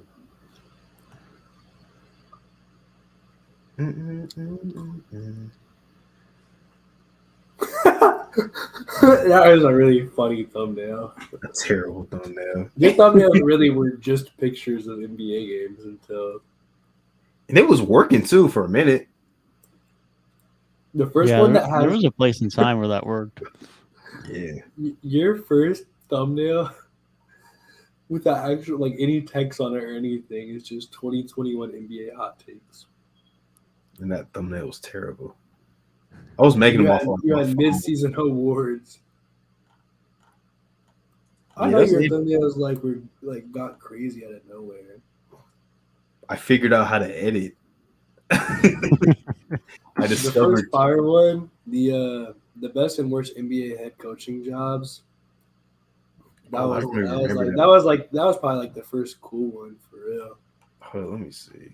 Let me go back to I that. just sent in my first thumbnail. Those were the days. Hold on. Those were the days. Hey man, it gets the job. You get the idea of what's going on though. Hey, then you started actually trying on the the thumbnails came up so much. With was the Lakers offseason a success and are the I have Miami a lot of videos. That was a little era.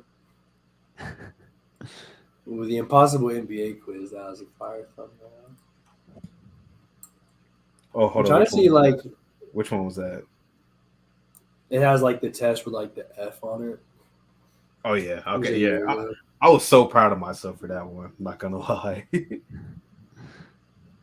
I'm trying to see when you got like a certain style. Oh, then you started putting your face in the thumbnails.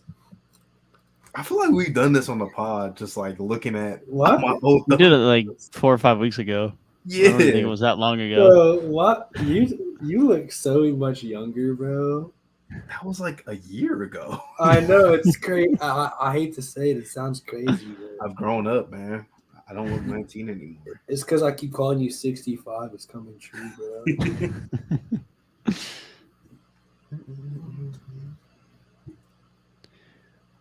Dang, it was just players for the longest.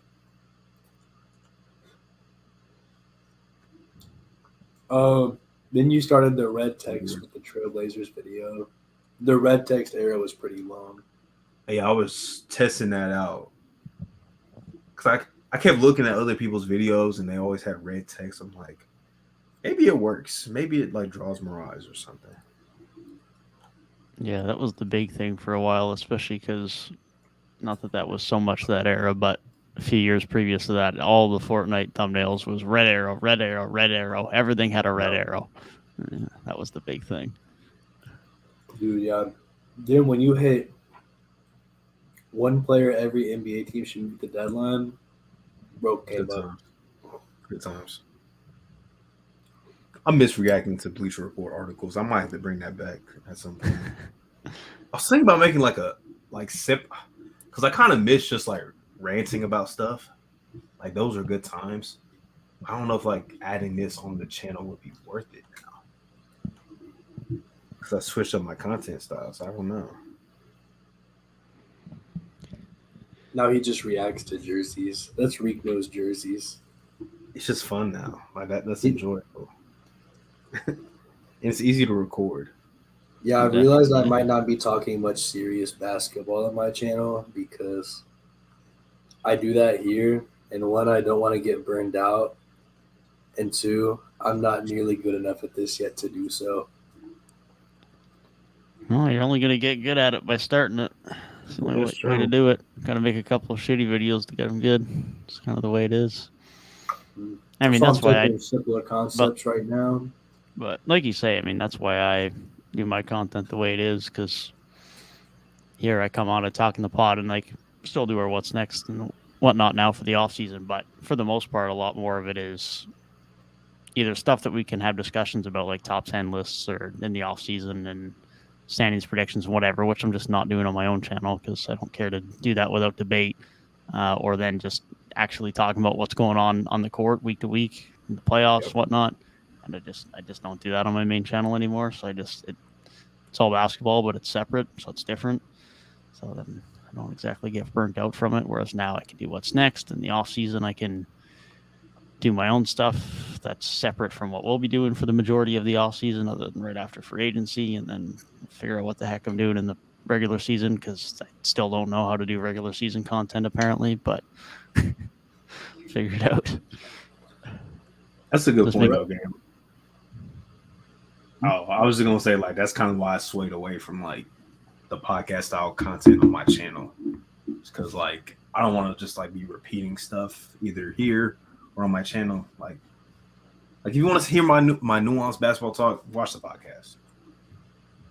That's where you can hear all my opinions, all my takes. For sure. Yeah, it's good that we usually have different takes too. So it's like there's actual like discussion and just differences, and it's like there's an accountability for takes. And 1000%. Well, I might have to call it here, fellas, because I gotta get up in the morning and head to work. Unfortunately, what time you gotta be up at? I'll probably get up around 7.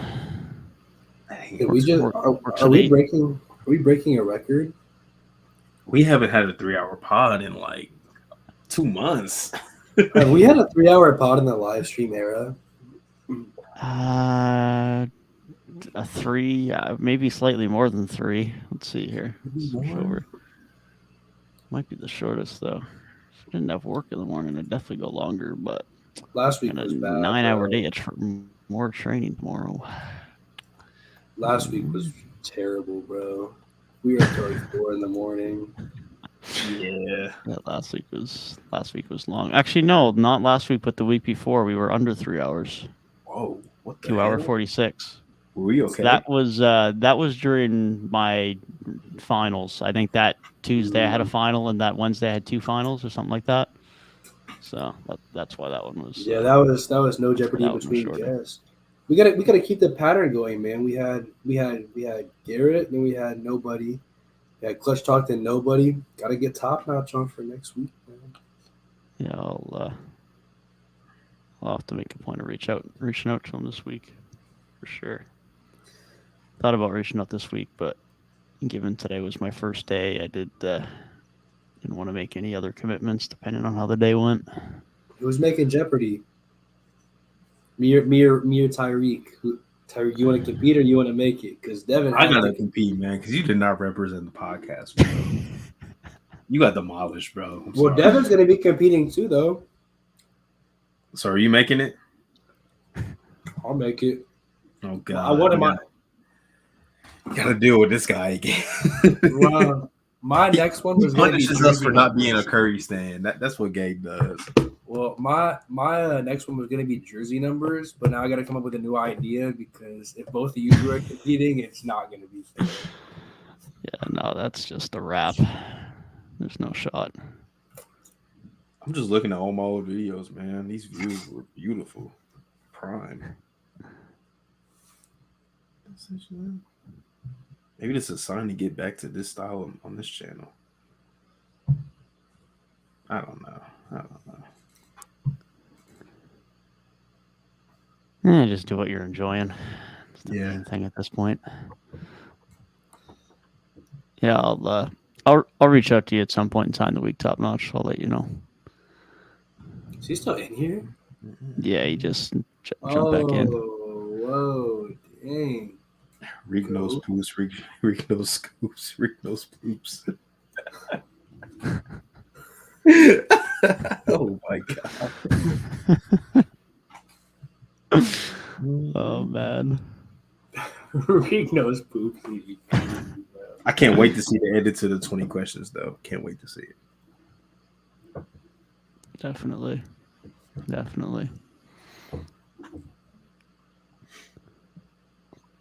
Good to go though, Dev. I know you gotta get up. Yeah. The sun's up, man. I'll wrap us up here. Thank you guys for tuning in to another episode of 3 Point Weekly. If you did enjoy the video, be sure to leave a like down below and subscribe to the channel, as we will be sure to discuss the postseason again next week. Be sure to let us know your predictions down below in the comments for the second round. As we advance through that in the next week, we'll be sure to update our thoughts on that this time next Sunday, and we'll see you guys in the next one. Peace. Definitely got secondhand embarrassment, dog. Oh, Damn, Dev got up out of here quick. wait, is it still live? Yeah, we still on. I don't even think Devin made it not live, bro. Do we have control to end it? Are we live? Yeah, we're still live, brother. Bro, I don't even know how to make it not live. Oh, there he is. Oh, yeah,